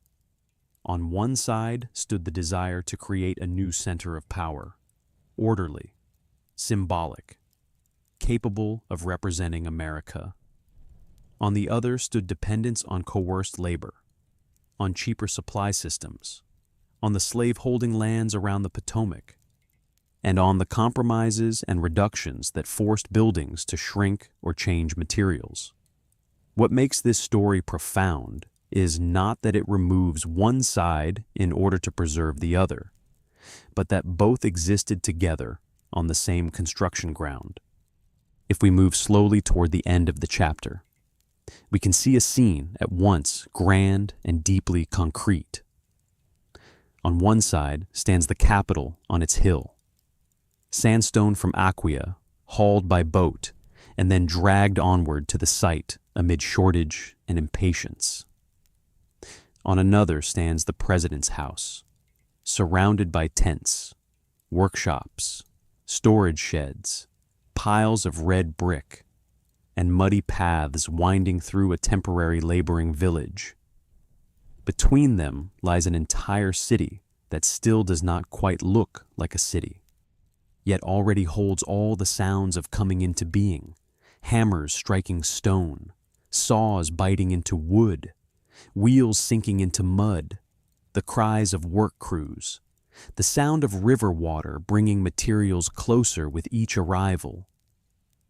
The atmosphere does not feel like the prelude to a symbol. It feels like that symbol itself in its rawest, heaviest, and truest form. And when the first walls had begun to take shape, when the north wing of the Capitol was being prioritized against the deadline, when the President's house was gradually able to keep out wind and rain even while everything around it remained unfinished, the story was ready to cross another threshold, for there would come a time when the federal government itself would have to move into that still incomplete place. But that belongs to the next chapter. For now, let us pause one moment longer in the noise of the 1790s construction ground, and remember that before Washington became the capital of ceremonies and white domes, it had once been a great riverside building yard, where America had to learn how to raise its center of power out of the heaviest materials and the hardest truths to look directly in the face.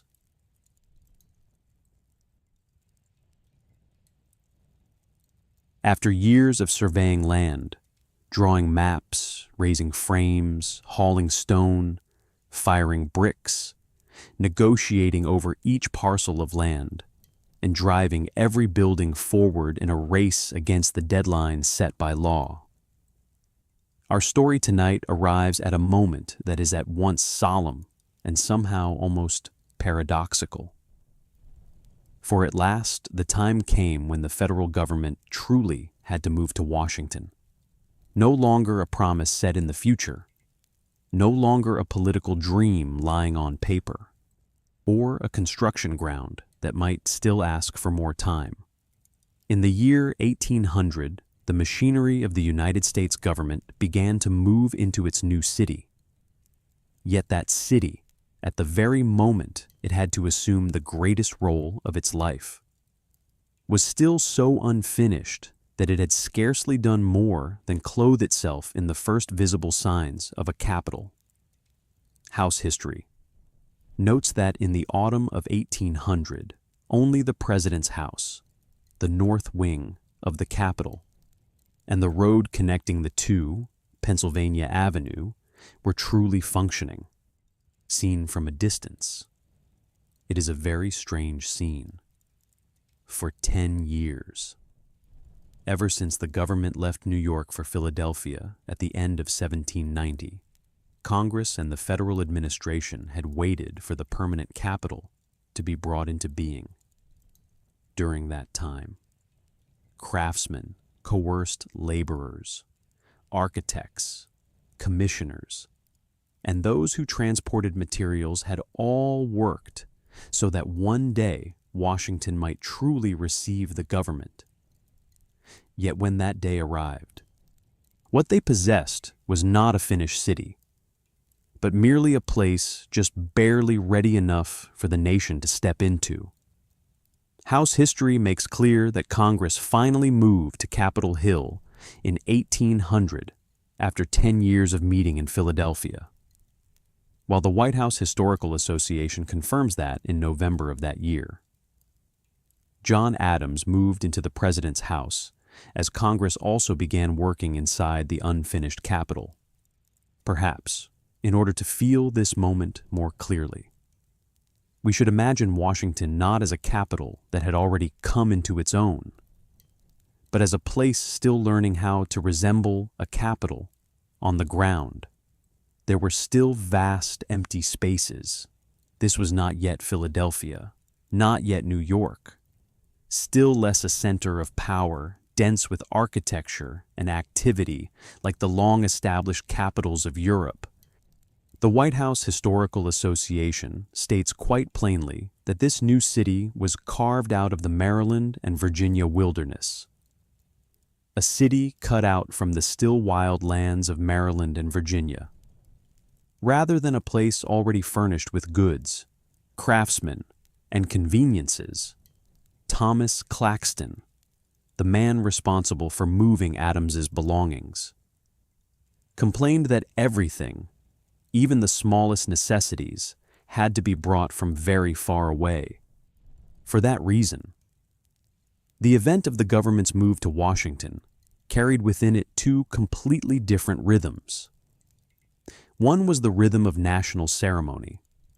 The promise contained in the Residence Act was finally fulfilled, and the permanent seat of government of the United States was no longer merely an idea. But the other rhythm was that of ordinary life, slow, awkward, and deprived. The house was not fully finished. The furnishings were insufficient. The rooms were still incomplete.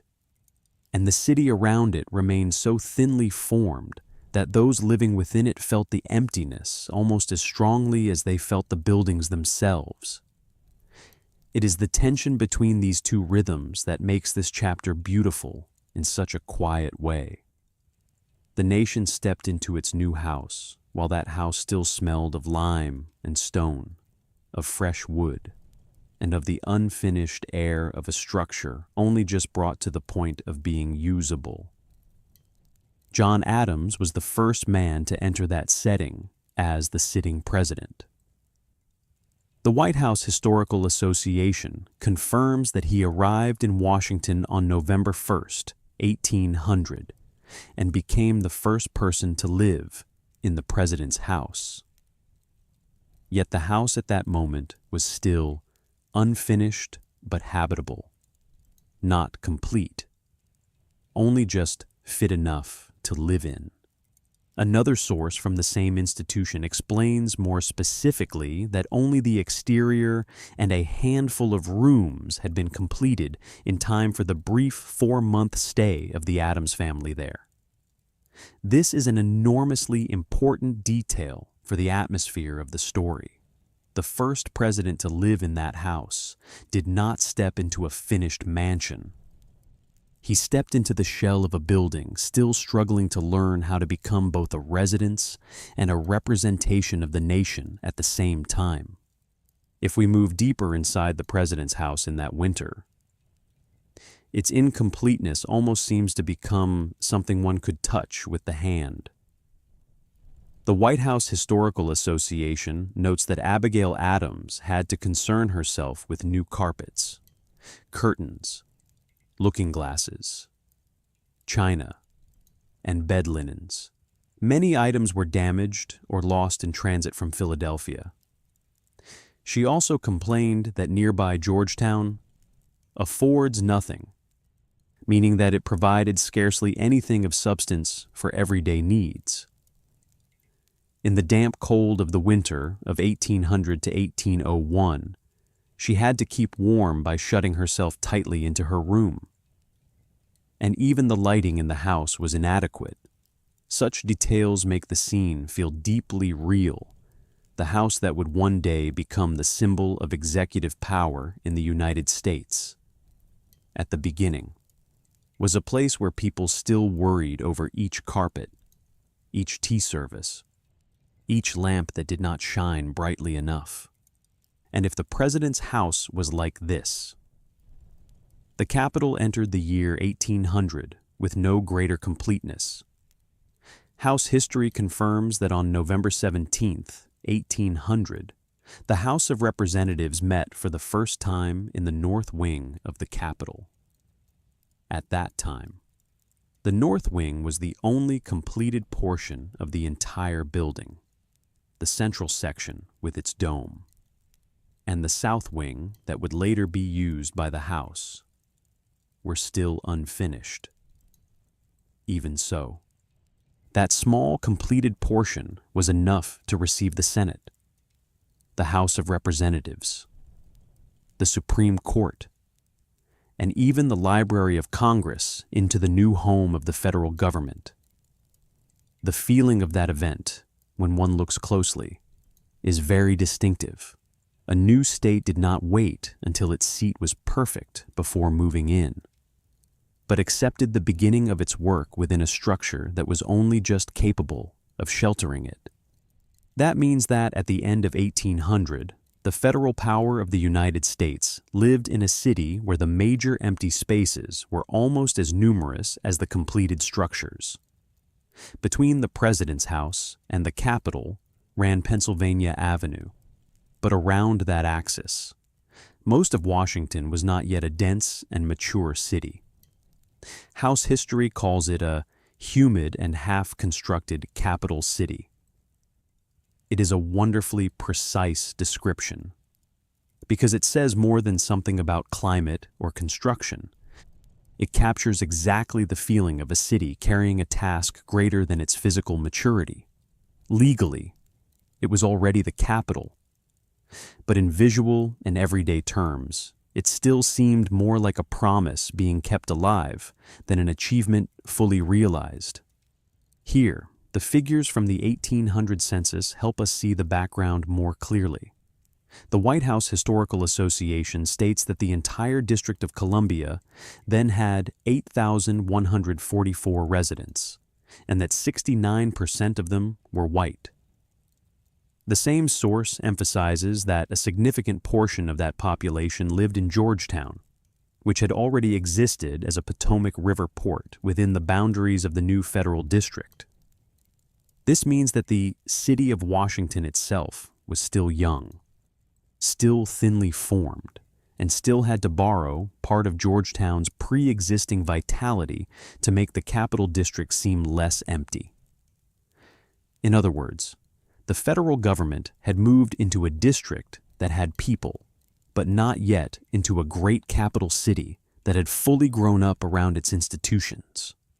If we try to walk by imagination through Washington in those first weeks, perhaps what would strike our senses would not be grandeur, but distance. Distance between buildings. Distance between expectation and reality. Distance between the name Capitol and the sight of a city still sparse, still forced to gather supplies from far away, still requiring its first inhabitants to accustom themselves to inconvenience. Yet, those distances do not diminish the historical significance of Washington. On the contrary, they make the moment of its birth more truthful. The capital of the United States did not open with some ready-made spectacle of magnificence. It opened through a very practical kind of courage. Move in first, and continue finishing it afterward. And there is one especially memorable detail about John Adams. House history records that on June 13th, 1800, when he came to the new city during an earlier stage of the transition, he wrote to Abigail that he liked the seat of government very well, and that the establishment of the public offices had already given the place the air of the seat of government. It is a remarkably subtle observation. It shows that Washington did not naturally, on its own, bear the appearance of a national center.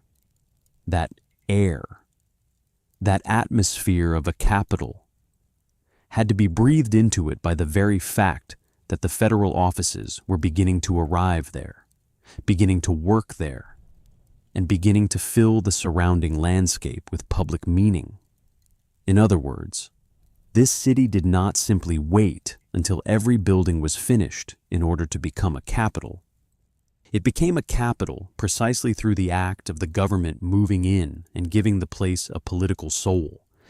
That is what makes Chapter 7 one of the gentlest yet deepest chapters in the entire story.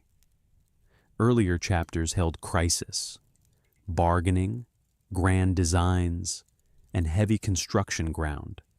But this chapter is the moment when power itself truly steps across the threshold of its own house. Even though that house is still unfinished, it is like a family moving into a new home while the yard outside is still cluttered, while a few rooms are still lacking what they need, while everything still carries the scent of building materials, yet knowing that if they keep waiting for perfection, they may never truly begin at all, in a sense. America did exactly that with Washington. It chose to live in its future before that future had been completed. At the Capitol, this feeling appears in the sight of great institutions crowding together inside the only completed portion of the building. House history notes that the North Wing then had to contain not only the Senate and the House of Representatives, but also the Supreme Court and the Library of Congress. That detail alone is enough to summon a strange intimacy from the earliest years of the federal government. Institutions that would later possess their own distinct symbolic spaces were.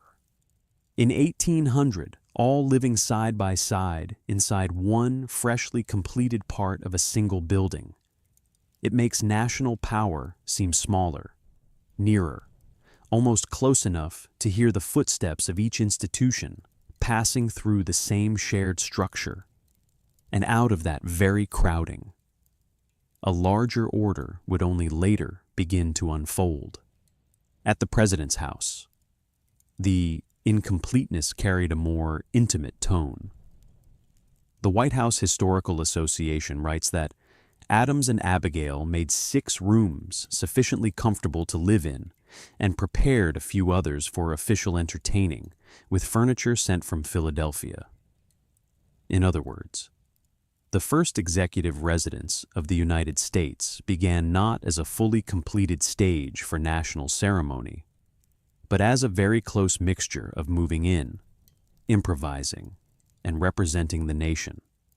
There, private life and public role were not neatly separated as they are in our imagination of great institutions. They appeared together amid walls still new, rooms still empty, and objects still trying to find their proper places. And perhaps it is precisely that incompleteness that made Washington more real than any ceremonial image that came afterward. For a new capital, like a new nation, rarely opens in a perfect form. More often it begins in a state of just enough, insufficient, not yet beautiful, yet already compelled to live, to represent, and to shoulder responsibilities greater than its available material means. The capital of the United States in 1800 was exactly that kind of place. A city to which the law had already given a great mission before its streets. Rooms. And supply networks had caught up enough to make that mission look comfortable. And for that reason, the moment when the government moved, there was not merely an administrative event. It was an act of faith. Faith that this unfinished city would grow up around its center of power. From here onward, Washington was no longer merely a project existing in laws, in drawings, and on construction grounds. It had been tested by something harder. It had to function while still unfinished. And perhaps it was precisely because it survived that fragile phase that the city gradually learned how to become a true symbol of the Union. But that is the rhythm of the final chapter. For now, let the night of this story pause upon this very gentle moment, the moment when a young nation at last moved into its new house. Even while that house was still being completed all around it.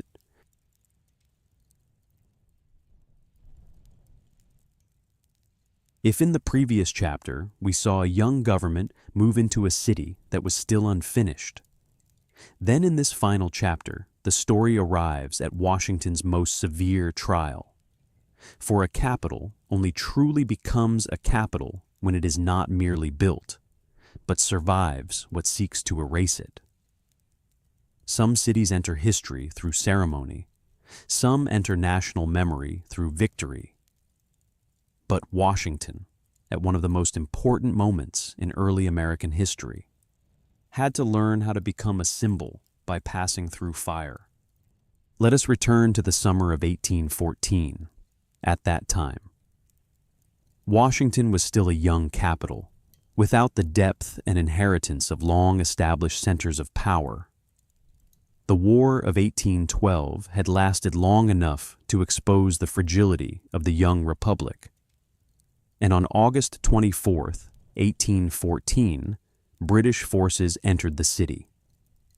Authoritative sources from the Office of the Historian, the White House Historical Association, and House History all confirm that in that attack, the Capitol, the White House, and many other public buildings were burned for a city that had only just begun learning how to be a capital.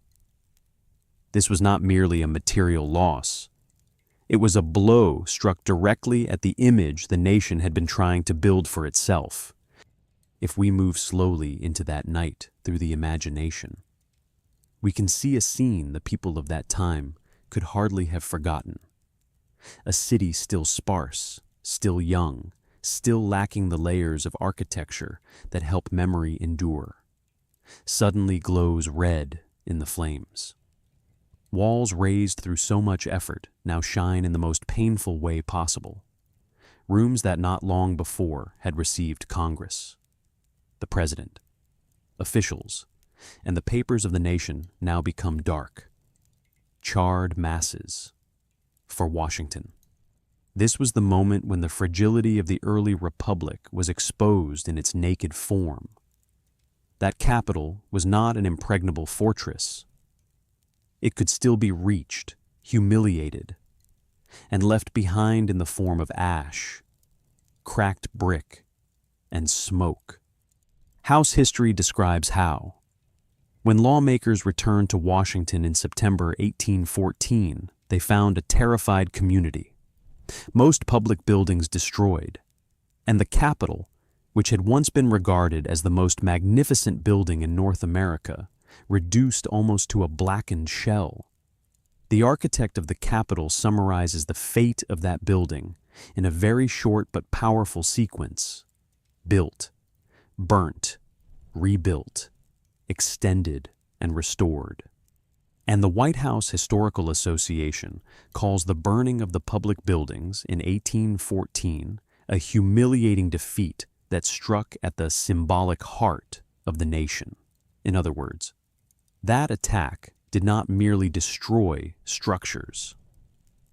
It tested whether the United States had enough will to keep the very place it had chosen as its center. And it is here that Washington began to change its meaning. Before 1814, it could still be seen as a bold project, a young capital, a city brought into being through compromise, planning, and countless hardships. But after the fire, the question was no longer simply how Washington had been born. The new question became this: after being burned, would it still be kept?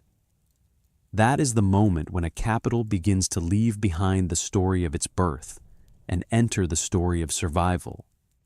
What is especially memorable is that Washington was nearly abandoned.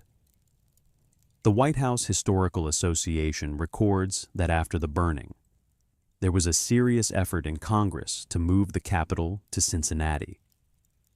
House history also notes that when Congress met near the still smoldering Capitol grounds, many seriously considered giving up Washington altogether. That fact alone gives this final chapter a very real tension.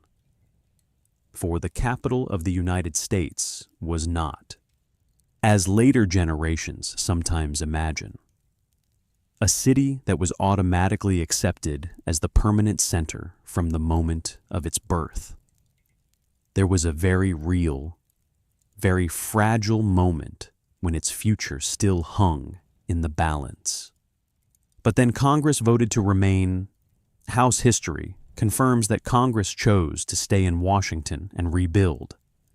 That decision carried far more weight than its outward form might suggest. For in that moment, the United States was not merely choosing an administrative location, it was choosing to preserve its own symbol, even though that symbol had just been defaced, burned, and made to look almost hopeless in the history of nations.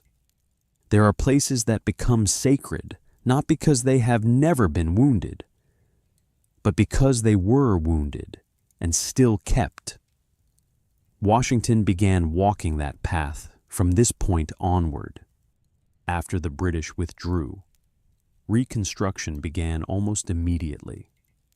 The White House Historical Association notes that the government invited James Hoban, who had designed the original President's House, to oversee the rebuilding of the White House, while Benjamin Henry Latrobe returned to direct work on the Capitol at the White House. Hoban spent about 3 years making the building habitable again, and by 1817, the main body of reconstruction had been completed. At the Capitol, repairs began in 1815. Craftsmen had to replace scorched stone around windows and doors, scrub away smoke stains, clear rubble, and gradually restore the structure to the political life of the nation. But that reconstruction was not merely a matter of returning everything to its original state.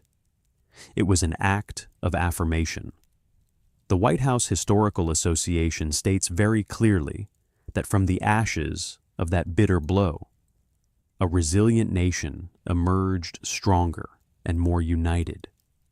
The architect of the Capitol, in looking at the full history of the building, likewise emphasizes that the Capitol, as it stands today, is the result of many major periods of construction. That suggests a beautiful truth. A national symbol does not necessarily have to be created in one perfect moment. Sometimes it acquires its weight precisely because it has passed through many layers of damage, repair, expansion, and renewal. If you try to imagine Washington after 1814, perhaps the truest image is not that of a city suddenly becoming splendid, but of a place learning how to bear its scars. The White House Historical Association notes that, even today, some burn marks on the White House stone have been left visible as traces of the fire. It is a very small detail, yet rich in meaning, for it shows that the story of the American Capitol was not closed by erasing every sign of injury. Part of that memory remains, as if to remind us that federal power did not grow in perfection, but in its capacity to endure the fractures of history. The Capitol, too, carried such a journey after the burning. Latrobe and then Charles Bulfinch continued the work of rebuilding and reshaping the building's important spaces. The architect of the Capitol notes that the old hall of the House, later known as National Statuary Hall, was rebuilt in the years 1815 to 1819.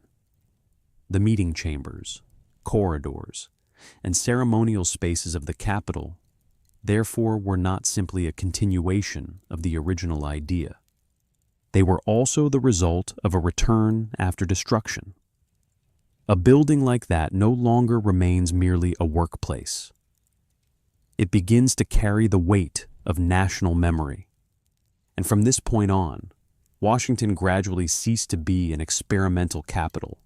In its early years, it had been a place people doubted, criticized as distant, inconvenient, muddy, and too sparse. But after being burned and still retained, it entered a different status. The attack of 1814 itself unintentionally revealed that this place was not just a random choice on the Potomac. It had become the place America's enemies understood they had to strike if they wished to humiliate the American government. And when a city is attacked like the heart of a nation, then rebuilt like that same heart, it begins to mean more than its buildings alone. There is a beautiful paradox here. Washington was born out of compromise, mud, construction sites, argument, and plans that did not necessarily satisfy everyone. It did not possess the natural grandeur of an imperial capital inheriting centuries of power. But precisely because of that, the fact that it was preserved after 1814 carried even greater weight. It declared that the United States would not abandon the work it had raised through so much argument and labor. It declared that the symbol of the Union did not lie only in outward appearance, but in the determination not to let the Union be torn away from its own center.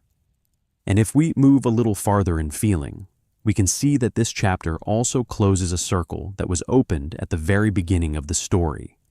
In Chapter 1, America was described as a nation without a heart of power, truly its own.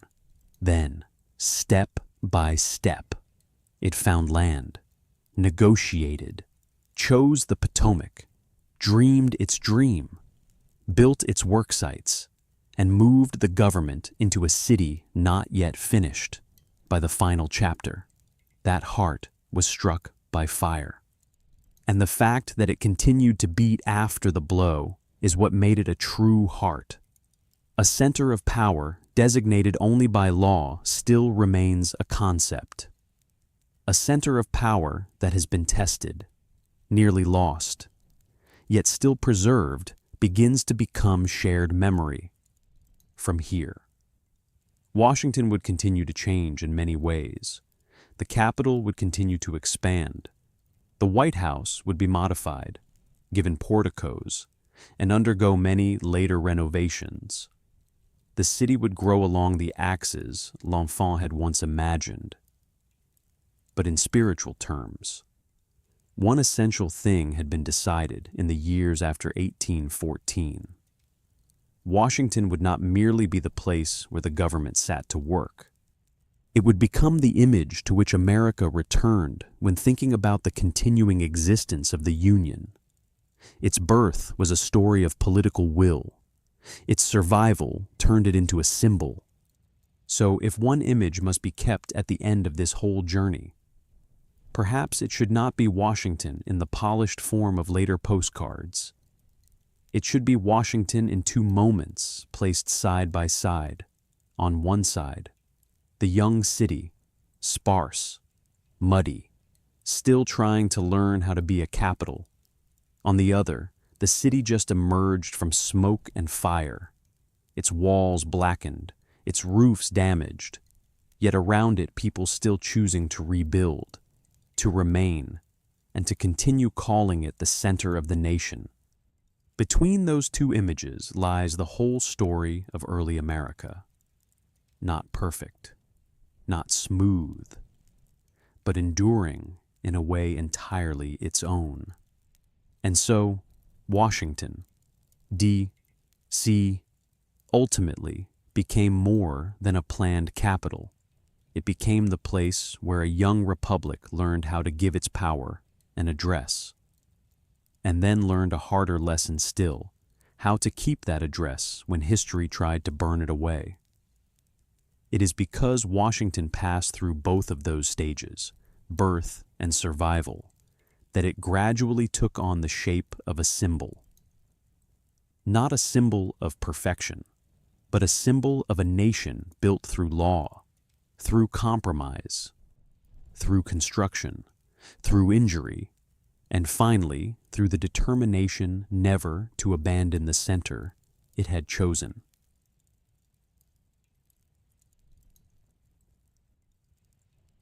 And now, as our journey through the birth of Washington, Thucydides slowly draws to a close.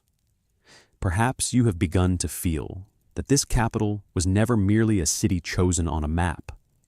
It was the result of anxiety and longing, of quiet bargains, of daring plans, of mud along the banks of the Potomac, of unfinished buildings, and of a young nation struggling to give shape to its own power. Tonight, we have passed through an America that had no center, sat close to the negotiations that changed the direction of history, watched a raw and untamed landscape slowly begin to bear the name of the future, and followed the footsteps of those who tried to raise a capital not only to govern a nation, but also to tell the world that a new republic had truly come into being. And perhaps what allows this story to remain so long in the mind is not only the laws, the plans, or the dates, but the feeling that every great symbol, in the end, begins from things that are deeply fragile: a decision, an argument, an empty piece of land, a faith not yet proven. In time, Washington would become a familiar image of federal power. But tonight, we have met it in a much truer form, unfinished, uncertain, and for that very reason, profoundly human. Thank you for staying with me all the way through this journey. If you'd like, leave behind the name of another city, another empire, or another moment in history you would like us to visit together in the next story. And if you are still here with me in the quiet of this night, let the avenues, the riverbanks, the domes, and the far-off echoes of history slowly grow still. I wish you a night that is deep and peaceful, and a sleep that is soft and gentle.